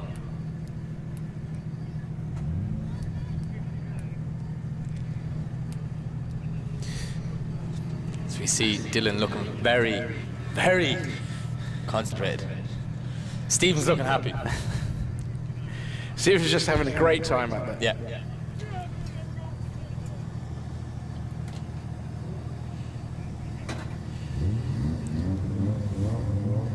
Okay, so Colgate gives the signal, both cars leave the line. It's Dylan to lead, Stephen to chase as they come up. Big flick from Dylan, but look at Stephen McConnell, he is right there with him. Stuck to the back of that 59-degree north, 180SX. As they come around now to clip 3, lining up from Manji Alley. Dylan's on a lovely lead line, but Steve McConnell's making a huge dive behind him. Oh, he just went off track. Dylan just lights up them Zestino tyres, brings it over the line, and Steve McConnell just pushing a little bit too hard, I think, Mike. Yeah, Steve McConnell, big mistake. Just Just not much more to say about it, Mike. Mike Walton sounds mistake. disappointed. As we see them coming through. At this point now, I was like, here we go. Stephen's going to be stuck to him the whole way around. Flipped him, Dylan will do the same. It'll be the same as watching Jack and Matt Denham. But yeah, just looks like it goes on a bit too much angle. Has to touch the front brakes to avoid Dylan. Yeah. Passenger. Sadly, yes, Mike. Well, that will swap him around. But Steve McConnell in the lead position this time. And we hope that he won't make any more mistakes. Hands in the air, he's like, I pushed. Okay. Colgate's giving the signal. Here we go. Steve the lead, Dylan the chase. Big flick from Steve McConnell. Well, look at Dylan Garvey, took it right in there behind him. Steve McConnell now on a lovely lead line as Dylan makes a huge dive into the second corner. Nearly making contact as they come into Mangiali. Stephen is on a perfect qualifying line, Mike, but look at Dylan Garvey. He is stuck right there, just showing what he can do. Nearly touching that PS13, coming around the last corner. Wow. Absolute masterclass the chase position by Dylan. That was absolutely unbelievable. See, that's what I was expecting the first time. I didn't expect it. That transition just marvellous. Dylan's just on a different level this year, and I don't think there's anyone out there that can touch them. Even some lad from America came over to try and beat him, and he couldn't beat him. Yeah. It's crazy. Just look at the dive from Dylan Garvey, and this transition moves back, gives him room, dives straight back there. Before you've blinked, he's back at his front wheel again. Just absolutely amazing. Masterclass in chase drifting.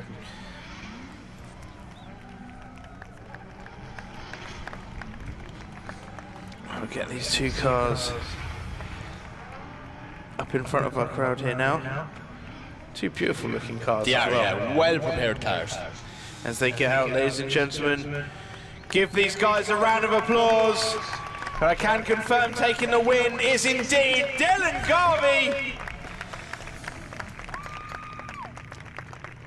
who will proceed through into our quarterfinals. And then we'd one bat left in the top 16. Craig McLeod versus Scott Cartledge.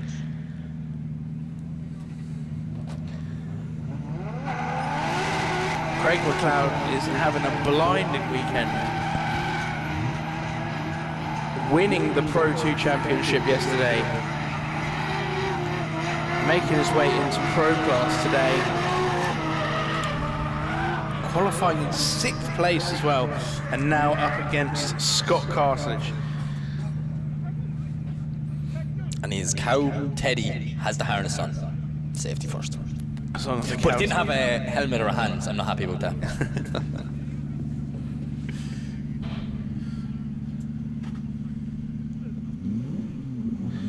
So Craig McLeod now leads out Scott Cartledge as they come down into the first corner. Massive flick from Craig McLeod, but Scott Cartledge is right there with him. Cuts the track ever so slightly, nearly gets tucked up, manages to get his way out there. Straighten from Scott. Cartledge. As Craig McLeod continues on that fantastic lead line. Scott Cartledge just making mistakes behind, not able to gain the proximity, makes a dive now, but I feel it's too little too late. Nudges the side of Craig McLeod's car and nudges him again as they come over the line, but I think it's a bit late, and Scott Cartledge having a little bit of a mare there as he comes over the line.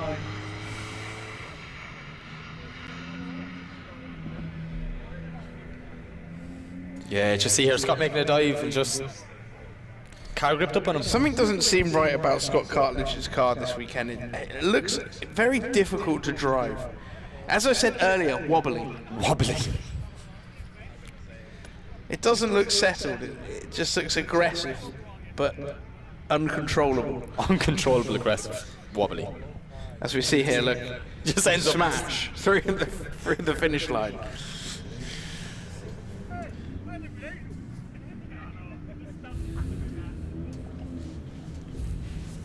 He's got a cone under the car. Oh. You can see it there, under the exhaust. A little bit of red. Oh, yeah. And you know what? It's a nightmare to get out of that thing. Because it's gone so far down and everything it's touching is hot. Oh, I'll just abandon the cone at this point. Just keep driving and it will come out Can't eventually. though. It's danger. Is it? It's a fire hazard. Could go on fire. Could melt. Could fly off. Could hit someone. I'm sorry, Mike. No, look, sorry. I'll never try. suggest something like that again. You can't. It has to be fair every time for every driver. It's the rule. Yes, boss. Yes, boss. I'm the boss man now. You always have been, Mike. You just didn't know it. Can I get that one as my ringtone as well? Sure. Ah, it looks like the cone has come out. No, maybe not. I'm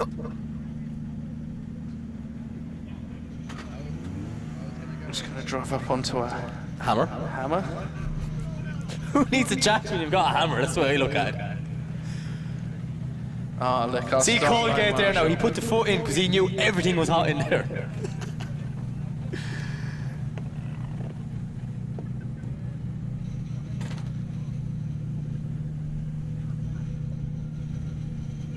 Now, Michael.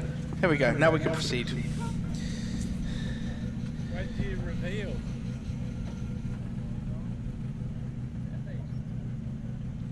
Thumbs up from our start line marshal.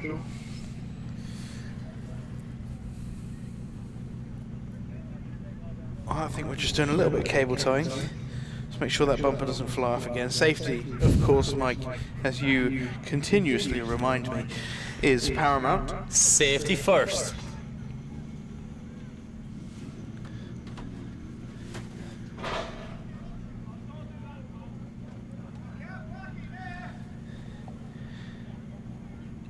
We'll wait for these two guys to be completely ready. Our track marshal to give the go-ahead. He does. Scott Cartledge leads in Craig McLeod. Oh, nice and fast from Scott Cartledge. Can he hang on to it? Craig McLeod cannot hold on to it. He cannot. Oh, No, goodness gracious where me. did that tyre come from?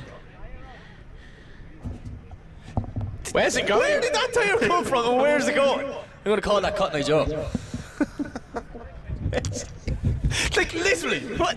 Just Did it come off? Scott Cartledge car? Did Scott de-bead here? watch. It just comes out of nowhere. Yeah, maybe it has to be Scott's. Yeah, it it's just, got- a it's got- tyre just does not appear on the track. Yeah, it's Scott's tyre, but it It's can't. not Scott's tyre. No, it's the other side. I'm very confused at that one now.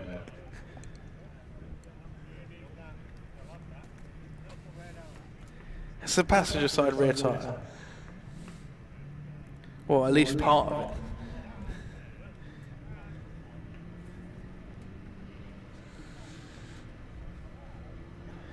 Well, that's an interesting one. Yeah, I mean, There's a first for everyone. completely depart from the rim.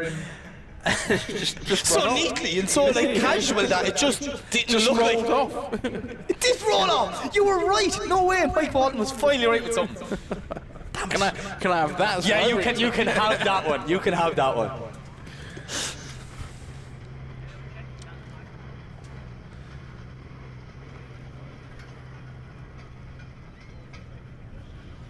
So we will have Scott Cartledge leave the track. I do think that's a fairly easy one for the judges. Yeah. Not much of a decision to be made here. And it is confirmed Craig McLeod takes the win and proceeds through into our quarterfinals, Mike. No. We've got one left. Oh, have we? And it's the one more time that we actually yes. wanted. And I don't know why yes. you're trying to skip forward, because I'm holding excitement already. Jack Mawinney, Matt Denham. Can watch this all day long. Oh, I hope it's as good as the last one. I hope it's as good as the last one. I suspect it will be. I don't understand why it wouldn't, unless someone pushes too hard.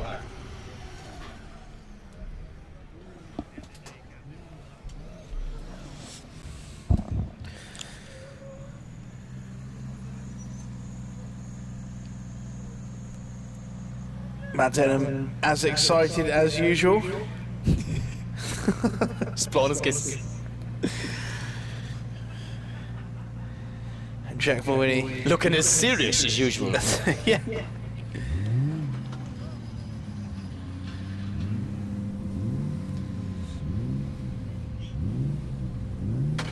Right, we get our go from the start line. Marshall now. Matthew Denham to lead out Jack Mawhinney once again as they come by. No! What happened there? Matt Denham threw his hand out the window to basically warn Jack, I'm not going to initiate, be careful.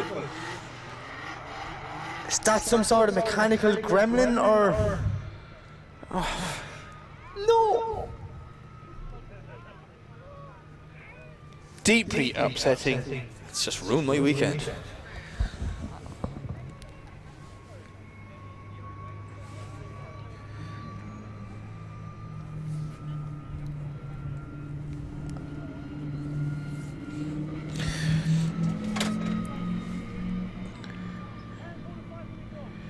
Are we going to see a second half of that battle, or is that it for Matthew Denham? I haven't seen him come into the pits, did you, Mike? I could hear Colgate shouting something about a 5-minute rule, but I haven't seen anything yet.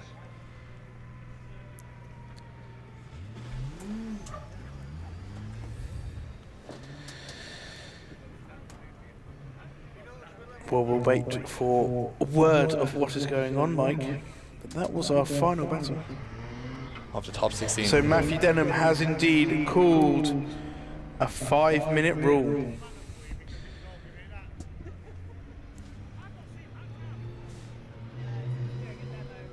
So we are going to wait for Matt Denham to get his car ready, and in the meantime we are going to have a quick word from our sponsors.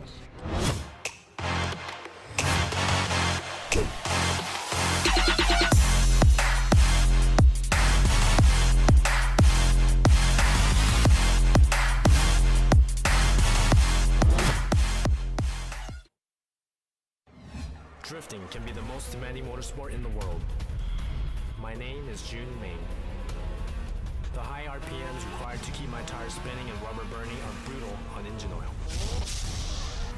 That's why Lucas Synthetic Oil Stabilizer was formulated for performance on the track and the highway. Lucas Synthetic Oil Stabilizer keeps my power on for split-second decisions, making every shift and turn count. When it comes to my engine and engine oil, I give it every advantage with Lucas Synthetic Oil Stabilizer.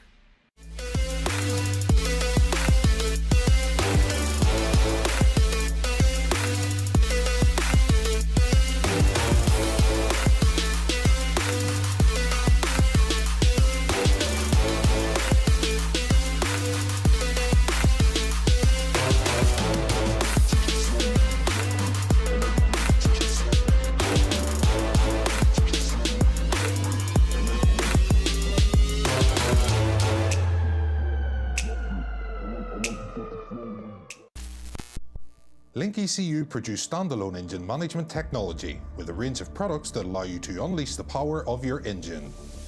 Acting as your car's brain, our ECUs control electronic fuel injection and ignition. A magnitude of sensor inputs and outputs ensure your engine exceeds your expectations. Built-in safety features guarantee engine protection, and data logs keep you informed on its performance. Smoke your tyres and not your engine with a world-leading Link ECU.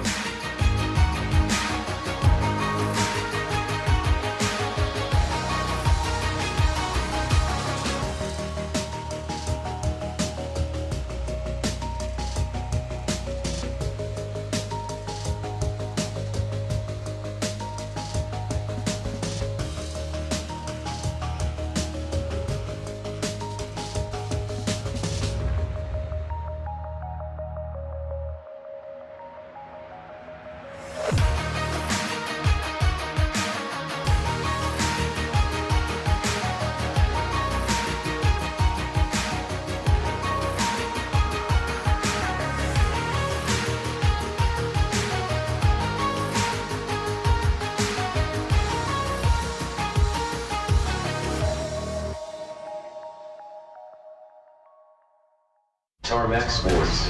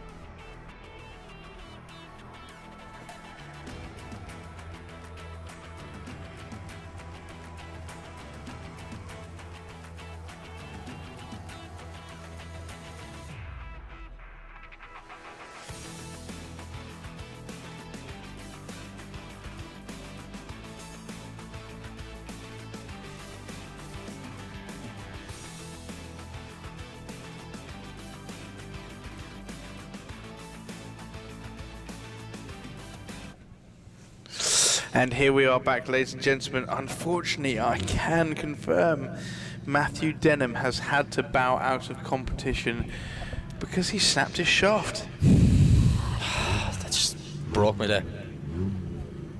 A travesty. Well, we will move on to our first battle in the quarterfinals between Martin Cowley and Charlie Hume. Martin Cowley absolutely flying today, but Charlie Hume has lied about how much power his car has. And he's continuing to lie because I think he's mapping it run by run. And also, don't forget, if you want to see how a Cowley sees, go to the Team Locked and Loaded YouTube right now because he is live from his helmet.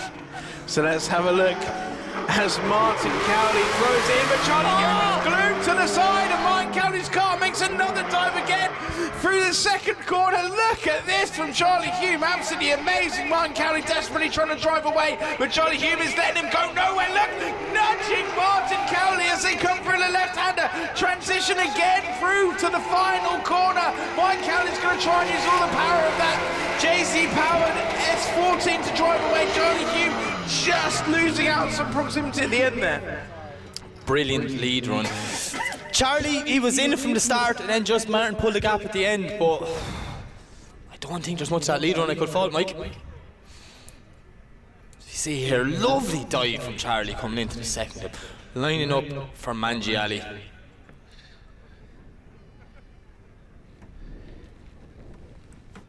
Beautiful piece of driving. It's just from this point on now, this is it. This is where Cowley starts to pull the small bit of a gap. No, not much. No, not much of a gap, but yeah, just a... It's enough. It's enough for us to talk about. Sure is.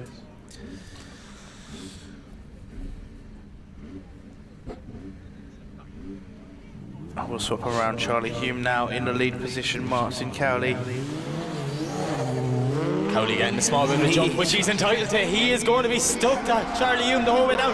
Massive flick from Charlie, but look at Cowley now. Gives him a small bit of room to settle that 180 So you see Cowley starting to reel him in. Charlie Hume is on a lovely lead line. Yet again, Mike Walton, as they come around the second corner and into Mangiali.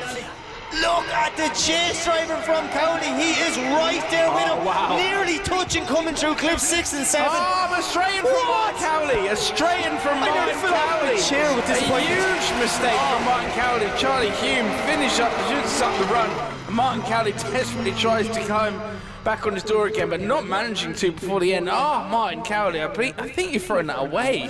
Yeah. He was putting the chase of a lifetime in there.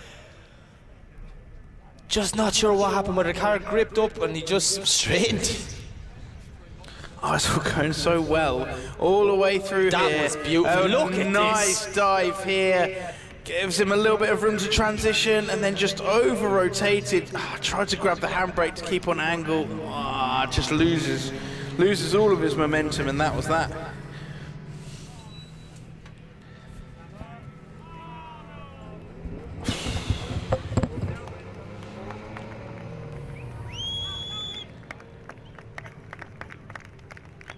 These guys get out of the car. Give them a round of applause, ladies and gentlemen.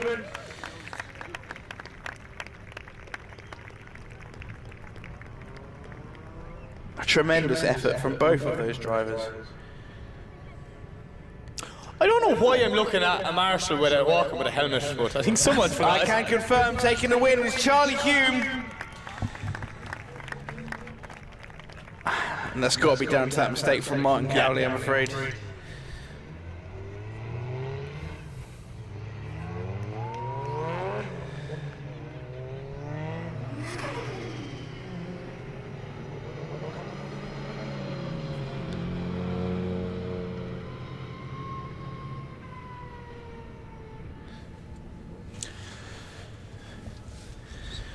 We'll move on next to our next battle, Mike. Chrissy Nayland versus Jack Mawhinney. Now, we did only see Jack pull out of his pit area right beside us a couple of minutes ago, so I'm not sure he was in that one more time, so they might allow a little bit of time. Yeah. Well, I can see Martin Watton caught Stu Anstey there, which is the battle it's like after, they're calling someone around him, isn't it? Maybe this is Jack? Yeah.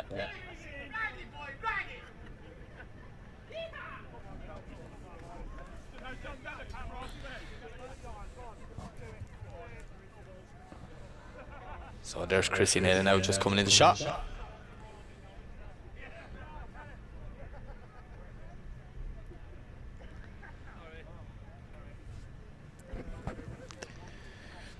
So we will have that battle between Chrissy Nayland and Jack Mawhinney. Up next, Jack Mawhinney's flying this weekend so fast in that BMW.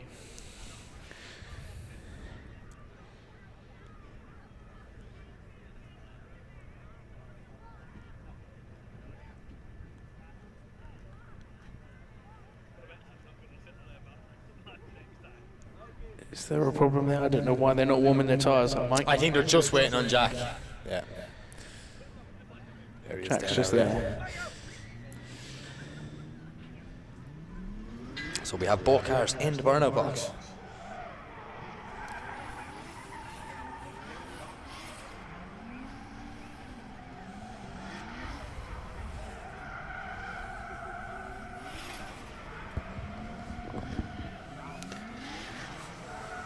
Yeah, I'm not sure what's going to stop Jack Mawhinney today. He's just on another level, Mike. Could be Chrissy Nayland, Mike. Could be. Of course you're going to say that. Oh, one more day.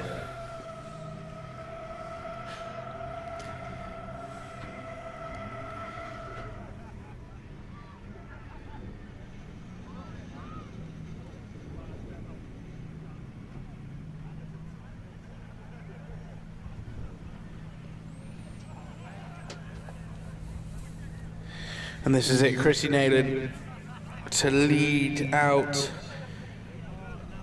Jack Mawhinney for a place in our quarterfinals. We get the go-ahead from our track marshal, we do, and off they go. Chrissy Nayland lead as Jack Mawhinney chase. Big flick from Chrissy. Jack's just giving a small bit of room, letting the car settle as it comes through clip 2. Now he's making a dive into the second corner, Mike. Nearly making contact. Chrissy just drops a wheel. Jack does good to avoid him and he's sticking there right with him. Chrissy is still giving the best lead line he can after that mistake up the top of Mangiali. Jack's just tucking right in there beside him now. See Chrissy trying to pull a gap. Bit of a straight on the inside of the track, but I think it's all going to come down to that second corner and possibly 2 wheel drop. It's difficult to see from this angle, Mike. The one thing I did see was Ian Johnson, our track marshal, got absolutely milled and he's a good bit away. So that was 2 wheels to throw the stones, in my opinion. Oh, look at that, yeah. Hopefully the track marshal's okay. I think he's fine. He's okay. fine. He's used to it. As they come around.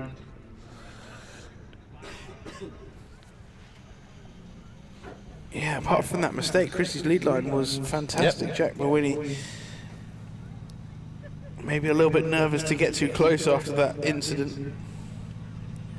Oh, the unicorn pink punishment tape's coming out.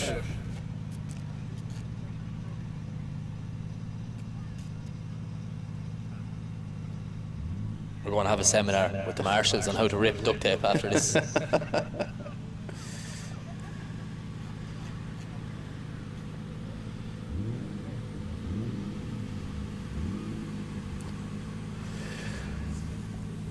Once we get the back end of Chrissy Nayland's car taped back together, just to stop any debris on the track, Mike. Yep. Jack Mawhinney's waiting patiently in there. Looking very high tech inside that E46, sorry, BMW.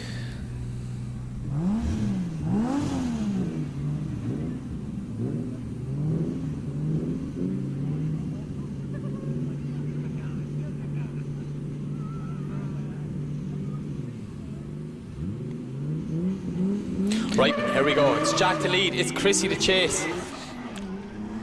Both cars come flying down. Big flick from Jack. Chrissy's a little bit back. We see separation from the start. As he starts to reel him in now, coming into the second corner. Jack is on a wild lead line. He is throwing that E46 around. But look at Chrissy Nayland. He is tucked in right beside Jack Mawhinney as they come down that. Brilliant driving in the chase position. Chrissy Nayland. Oh! I was going to say, how did he not make contact? And they just made contact by one. Unbelievable stuff. Chrissy Nayland hits in the back of Jack Mawhinney's car as he transitioned through, just getting a little bit too aggressive there, but Jack Mawhinney, Chrissy had unfazed. Chrissy had to be that aggressive. He had to do something. He had to do something. I'm not 100% sure that's paid off for him well, though. No. But look at this from Chrissy, coming around here, nearly touching. Absolute beautiful job in the Mangiali. And just unbelievable, just that little bit too close. Oh. Chrissy just desperately tried to hold on to it before he go back, but yeah, no, it was too close.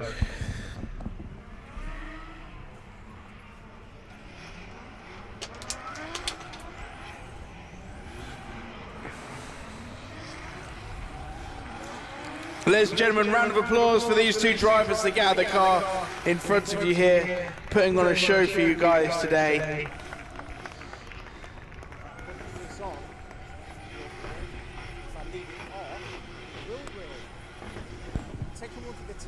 And we'll wait the judge's decision, but it has come through.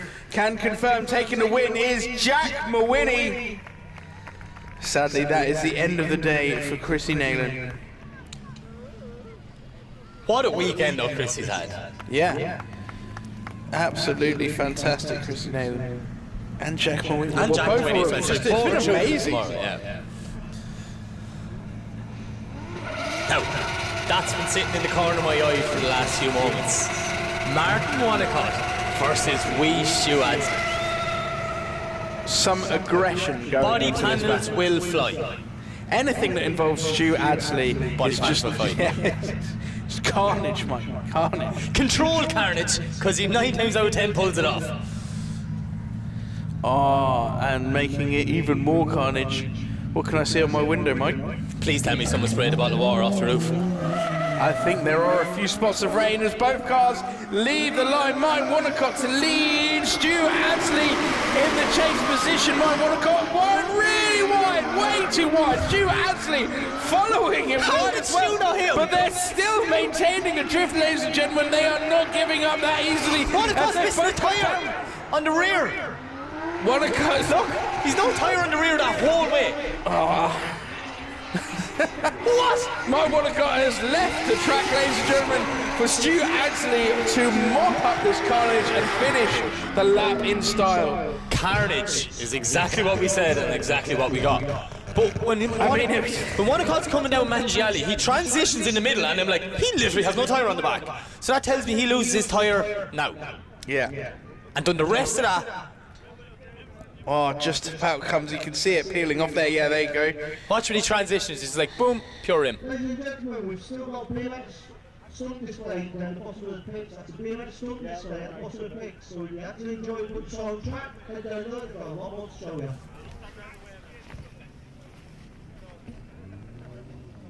Yeah, maybe Martin Wonnacott just pushing that a little bit too hard, Mike. Definitely too hard.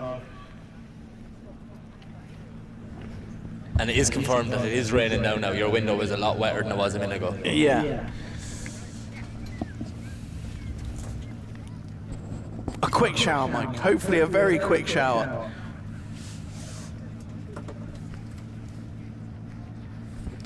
Mike's sticking his hand out It's the not window. really raining that much, but I do have small hands.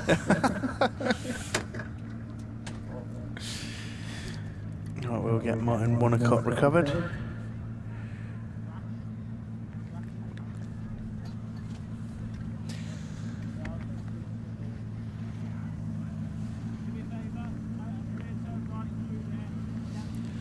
So I believe Martin Wonnacott has called a 5-minute rule. Well, you'd have to for the tyre. I believe so, yes. Yeah, because you're not allowed, for safety reasons, Michael, for safety reasons, you're not allowed to start a battle with one tyre in the rear. Thanks, Mike, for that safety update. No problem. You are. I'm your local safety guy.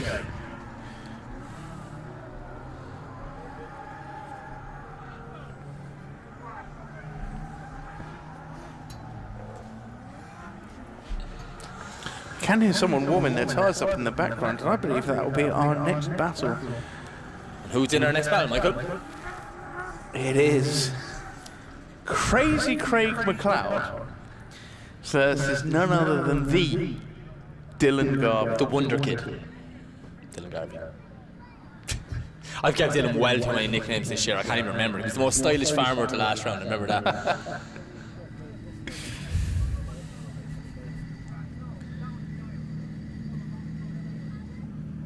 and it is really raining out there now. We can actually see it on the camera. It still doesn't look too bad out of my window. Maybe it's just over there. It's only over there, Mike. It's not that far away. I don't know. I'm just looking at what I can see out the window, Mike. I report on what I can see. That is my job. Yeah, that's my job. I look this way, I see what I see.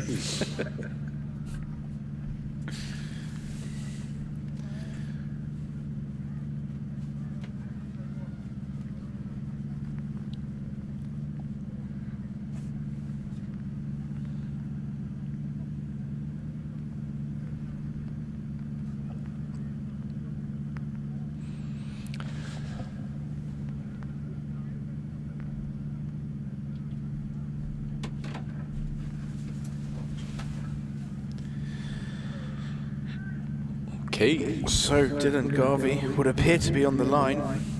Hope that means Martin Wonnacott has been safely recovered, Mike. Well, I hope so, because Colgate's about to send these off.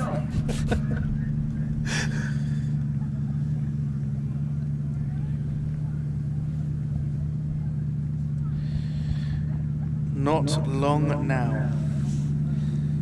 Till what's been described in my ear as the Celtic Showdown, Mike. An Irishman and a Scotsman, yeah? Okay. Yeah. I was a bit confused there. Yeah, sure. It kind of works. Who said that? Them people outside. The voice. The voice. Which resides in my ear, Mike. Why? I don't know why he resides in my ear, Mike. They don't come to me. It's his job, yeah. Don't come in. I don't have any voices in my head. Just the usual ones that are there every day.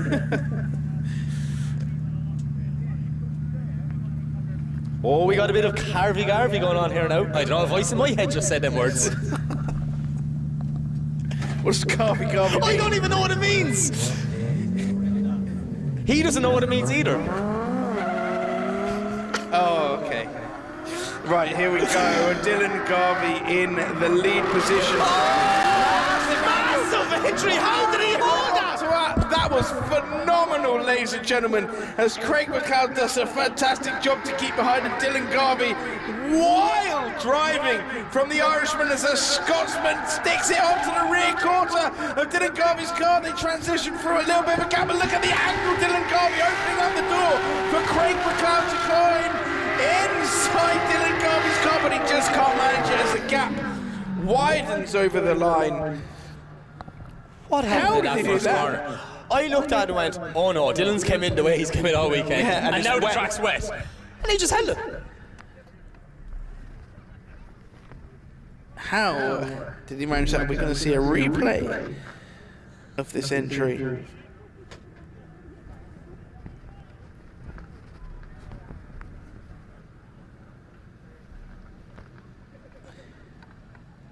Here we go. Look, he just flicks it. Wild backwards entry and holds onto it perfectly. Beautifully done by Dylan Garvey. Wow, that was class. Look at Craig's chase though. He's right with him until, you know, just that exit of the last corner. That's when Dylan, maybe the horsepower advantage starts to come into play.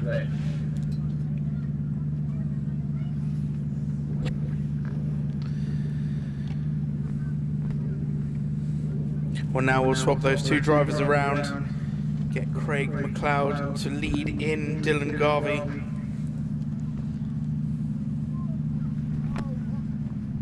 And I imagine we're about to see some epic chase driving, Mike.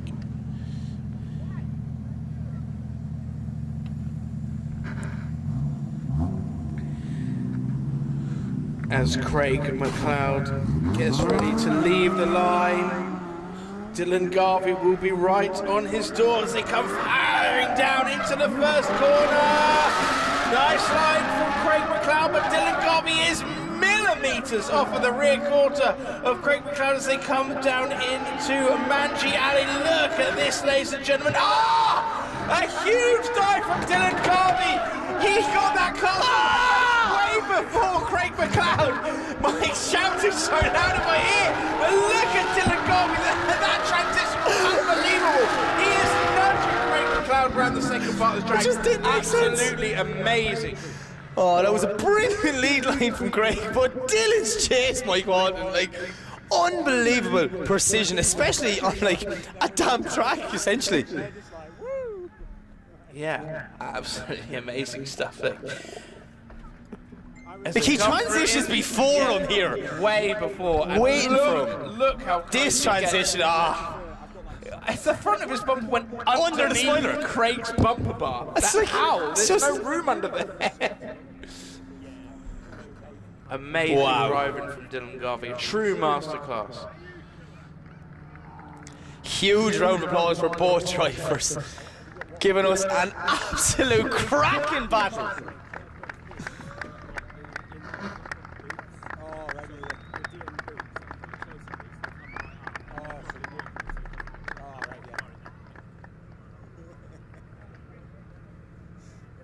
Unbelievable driving from these two guys. Yeah. And I can confirm going through is Dylan Garvey.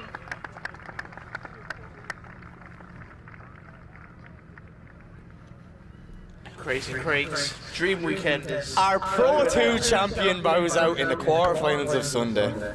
Absolute dream weekend for Craig McLeod. Can't wait to see him next year.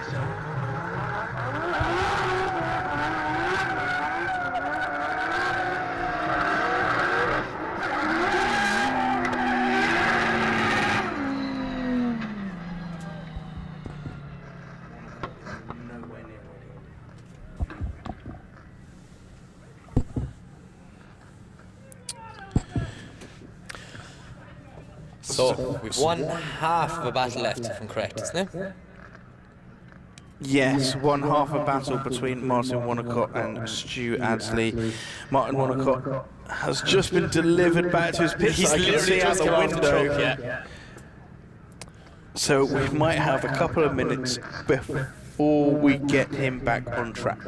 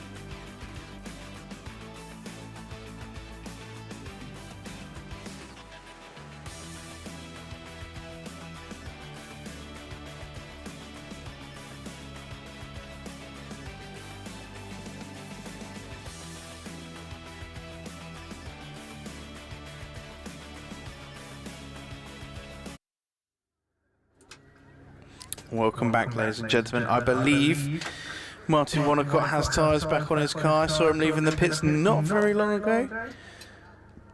Just enough time to get those tyres warmed up.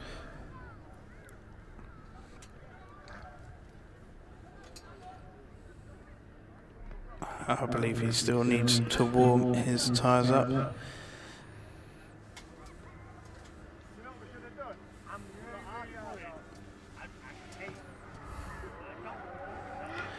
For the second part of this battle between Martin Wonnacott and Stu Adsley.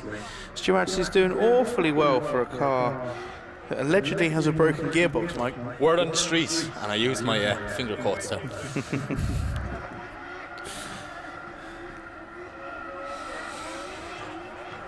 Martin Wonnacott will have no tyres left if he doesn't stop.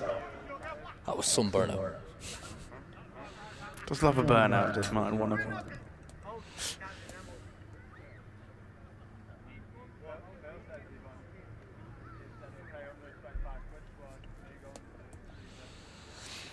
So the second half of this battle, it's Stu Adsley's lead, Martin Wonnacott to chase.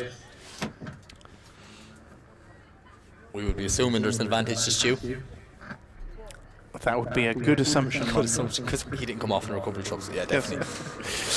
And off they go. Stu Adsley now leaves the line. Martin Wonnacott in the chase position. Huge flick from Stu Adsley. Martin Wonnacott is right with him as they come through the first corner. A big dive from Martin Wonnacott again as they come into the straight down in between them in the middle of this track here. Stu Adsley. Oh, it's getting. Stu Adsley, he's driving away really here. Martin Wonnacott stopping wheels on the wrong line coming through Mangiali there. He gave Stu that gap, he did really. Uncharacteristic.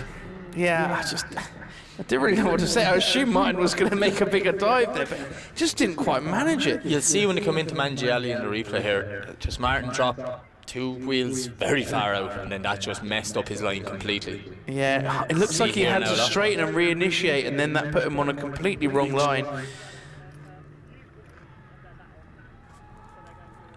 He just couldn't really gain it back again. I mean, as soon as Stu puts the hammer down right at the end of this corner, look, he's gone.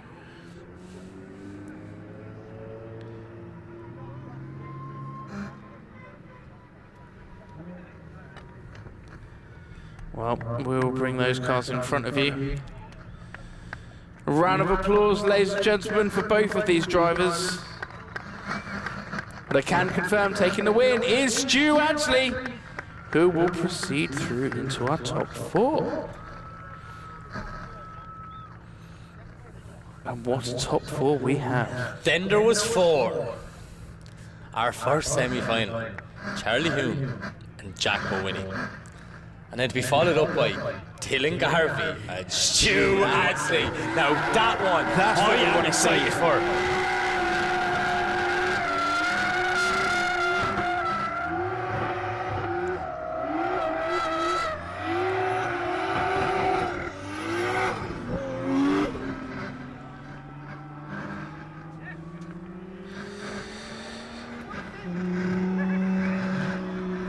So here we have up next Charlie Hume and Jack Mawhinney.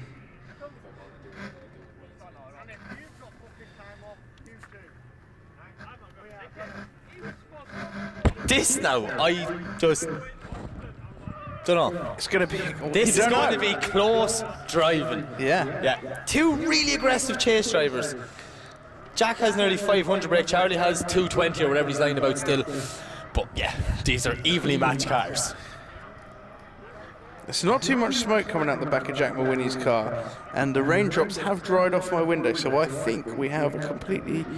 I don't know whether we have a dry track or a damp track.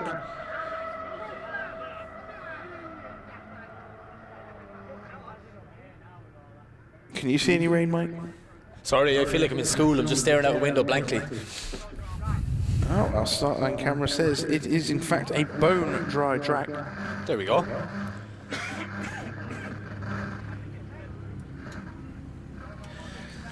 Charlie Hume having a disco inside that car. You can see the lights flashing purple and blue, getting him into the mood. Mood lighting. Yeah, mood lighting in your drift car. Well, they both leave the line. Charlie Hume, big flick entry. Jack Mawhinney right with Charlie Hume, just as we expected. They transition through into the top of Mangiani, and look at Jack Mawhinney right on the door of Charlie Hume as they come through. But Jack Mawhinney drops the wheels. Look, he didn't spin. He next. Charlie Hume makes the transition round to the final corner, and Jack Mawhinney is right on the rear quarter of Charlie Hume as they come through the last flipping point and over the line. What a drive! But the highlight of that run for me was when Jack put the wheel off at clip 6, and Mike Walton says, and I quote, "Jack Mawhinney nearly does a spinny." That's the funniest thing you've ever came out with. How did you think that yourself? Well done, man. I did not come up with that phrase myself, but I saw the opportunity, Mike, and I took it. We're taken away from the driving here. These guys are absolutely fantastic. Look at this, a masterclass of driving from both of these guys. We'll swap them around, and we're about to see that again. Don't make me laugh like that, please. I'm pain in my side now.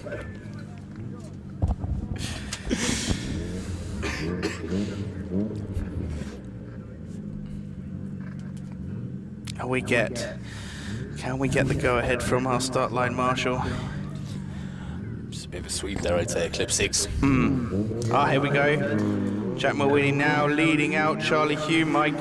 As we see both cars coming down, what has Charlie got to do in the chase position? Jack throws it in, big angle, but look at Charlie, he's tucked in right beside that E46 BMW as they come through. Clip 2, clip 3 now making their way out for the start of Mangiani. Charlie Hume is nearly making contact, but Charlie drops a wheel just there at clip 5 into 6. Wow. Look at the proximity though, he is right beside Jack Mawhinney. He is not letting go anywhere. Jack, after the transition now, puts the foot down, trying to cause some bit of a gap before the finish line, but Charlie Hume is stuck there right with him, like, what a chase drive. Wow. Unbelievable and stuff. And no McWhinney spinning.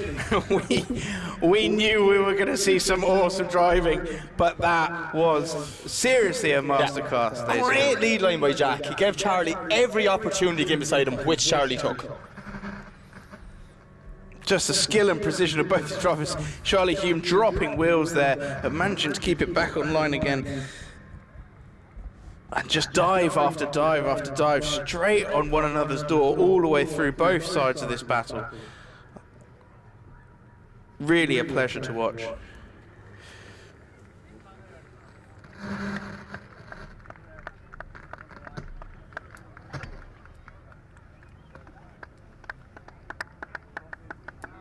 Ladies and gentlemen, give these drivers a round of applause. Some unbelievable driving. Oh! And we get to see it again. One more time, ladies and gentlemen. Look how happy both lads are. Like, oh yeah, okay, I can do better. Deadly. We are the winners here, Mike. We're the real winners. We're the real winners. We get to see them go again.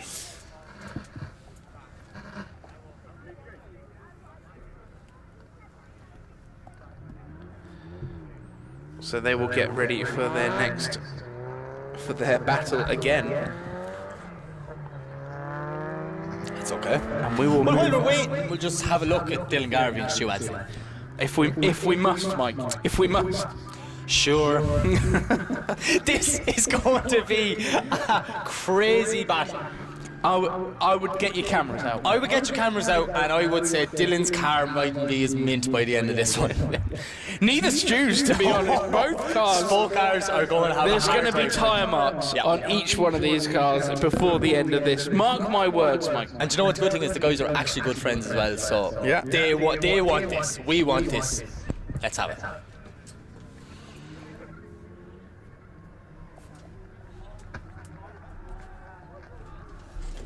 I'm going to stick my head out the window, see her down there.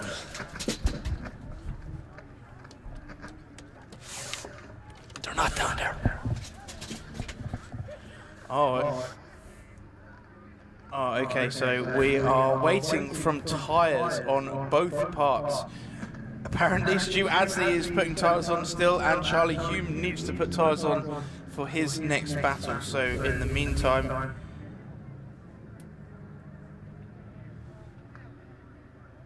So I just saw Stu Adsley drive past, so I think we are going to wait and go for that battle. Sorry, ladies and gentlemen, there's a lot of information going on. There's a lot of guys driving around very last minute trying to get their cars. The worst thing is we're in the middle of the paddock with both windows open and we can see nearly where everyone is. So we see Dylan make his way onto the track and Stu just following him there. Yeah.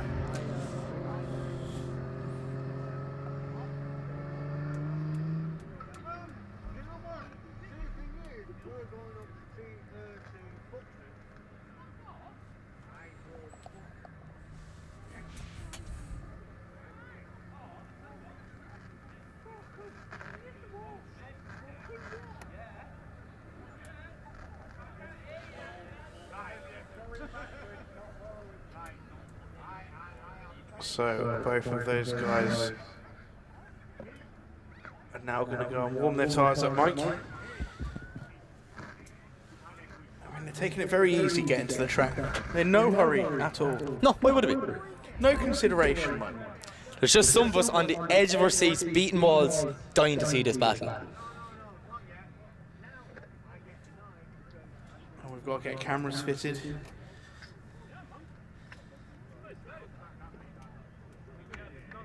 I mean, that's a good shout, getting a camera on that car. Oh, 100%, yeah. On each car.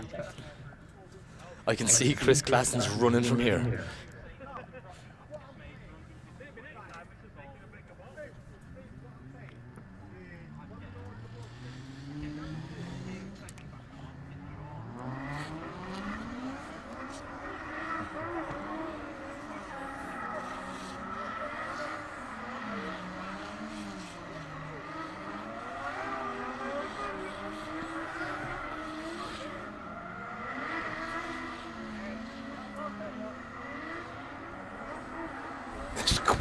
What? That's quite the cloud of smoke, Mike. Just unnecessary burnouts.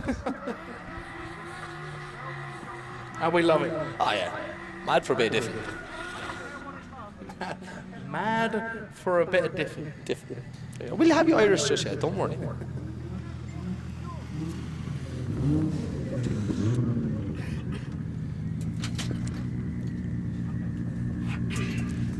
Okay, we've two cars on the line. It's Dylan to lead, Stu Adsley to chase. Have the phones ready because this is going to be mental. Stu Adsley's car already full of smoke, but off they go. Dylan Garvey now leading in. Stu Adsley, massive flick from Dylan Garvey. Stu Adsley's right with Dylan Garvey right around the first corner. They are millimetres away from each other, just as we thought. As they come through the track, Stu Adsley making a huge dive up to his side. But Dylan Garvey's car keeps a bit of a distance, but dives once again. Look at this. Look at this dive from Stu Adsley as they come round the last corner. He is almost nudging Dylan Garvey round the last corner. Stu blows the corner away, everything. Absolute carnage. The clipping point off of the track. That's what we came to see. That was absolutely epic by both drivers. But what a chase by Stu Adsley. Stu, you cannot rule him out.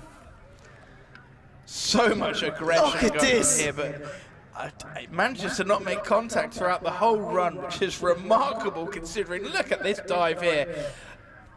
How he managed to avoid the side of Dylan Garvey's car there is unbelievable.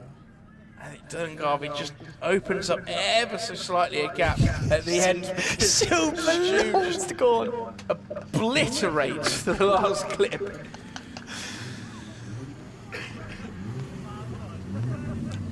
Right.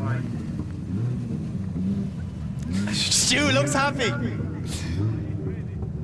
Dylan looks happy. These guys are enjoying it. They love hard battles. So we just away. I'm assuming our cone to be replaced. Okay. Okay, Colgate gives a signal. Both cars leave the line. It's Stu to lead. Dylan to chase. We are expecting fireworks, Mike, and it's starting right now. Look at that initiation from Stu Ansley. He is throwing it in on the perfect line, but Dylan Garvey's there, right beside him as they come around the start of Manji Alley. Dylan is not letting him get away. How did he not make contact in that transition? Stu Ansley giving a perfect lead line. Dylan Garvey is stuck there, right with him, not letting Stu Ansley get away. This is an absolute drifting masterclass. You can go all around the world and you will not see battles like that. Huge round of applause to both guys. Unbelievable stuff. Just a little bit of a straighten by Stu Ansley right at the very end there, but unbelievable. Look at this from the start, like it's just huge such flick and huge flick. Dylan Garvey's just completely unfazed. Wow, it's just that shot's amazing. Watching the second time's even better. Look at that for a dive by Dylan. All of this driving now. I don't know what happened to Stu, he just straightens up there just at the very end. Is that like the little detail that would separate? Like that one little thing is all that separates the two of them. A phenomenal effort. Ladies and gentlemen, put your hands together for Dylan Garvey and Stu Ansley.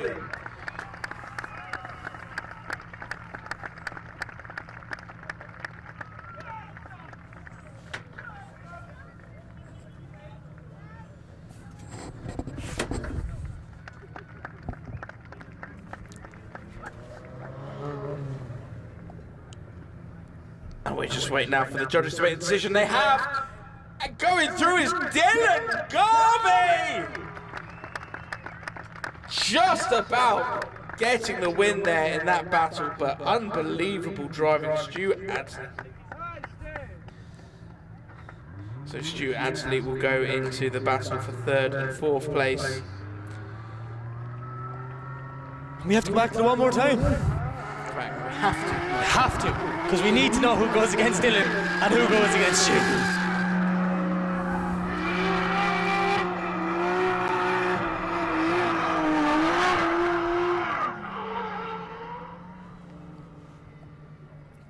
We have a Charlie Hume.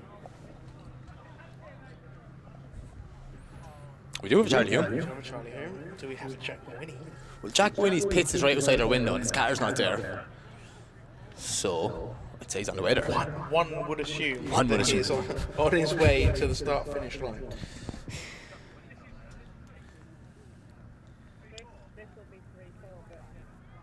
I think they've both lied about their power. 330. No, I think that's Jack's old stuff. That was before a turbo came into the equation. I was going to say, it's a fib.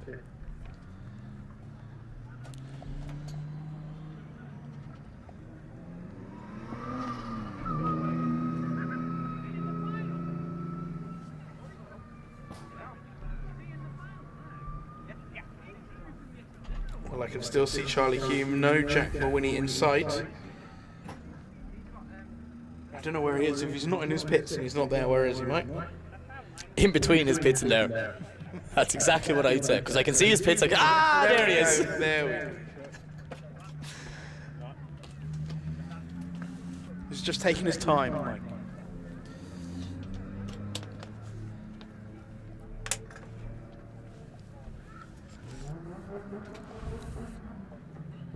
On the upside, you get to see me seductively wipe the lens every now and then.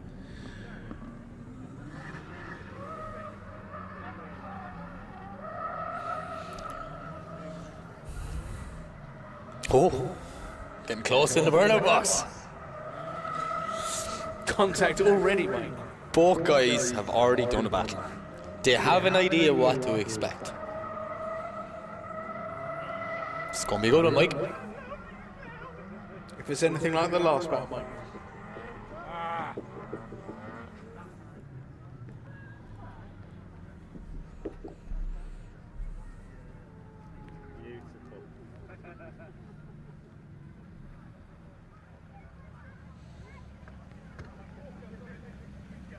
Yet again, Charlie Hume to lead out Jack Mawhinney.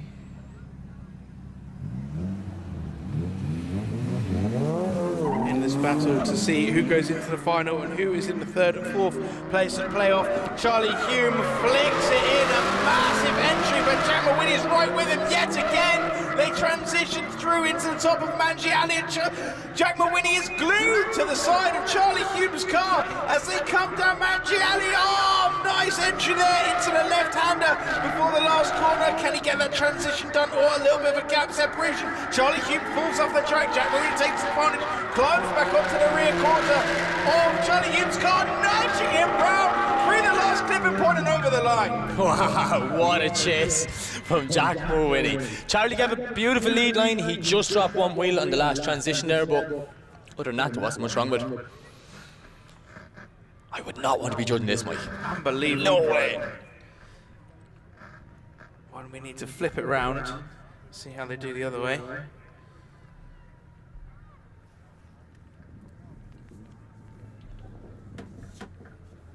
Just there, you can see Charlie drop the one wheel. And as you said, yeah, gave Jack every opportunity to get back in there beside him, and just two cars touching over the finish line.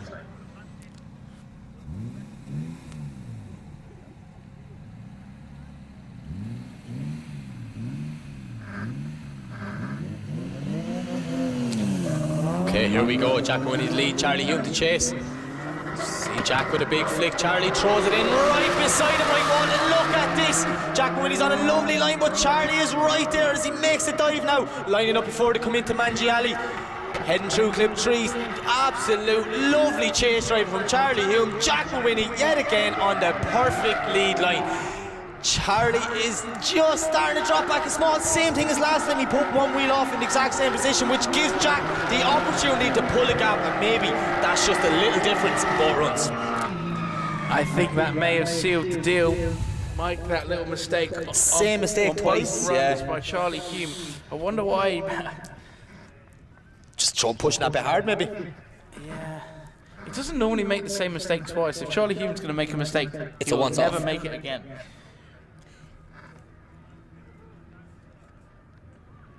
Lovely dive there through 6 and 7. It's just here on the transition, goes a bit wide.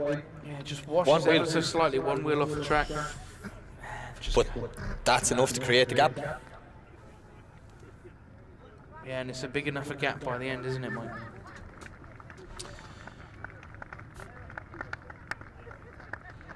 As these guys get out of the car, give them a round of applause, ladies and gentlemen.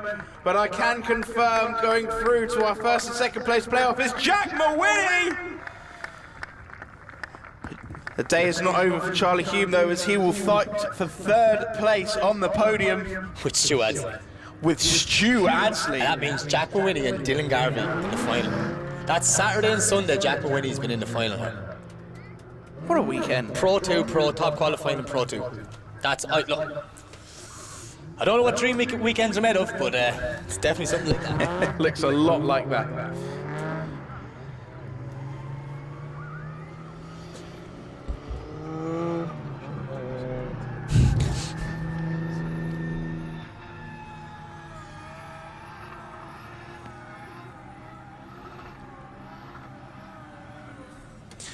Well, whilst those guys get some tyres on the cars, we have some autocross cars coming out on the track now.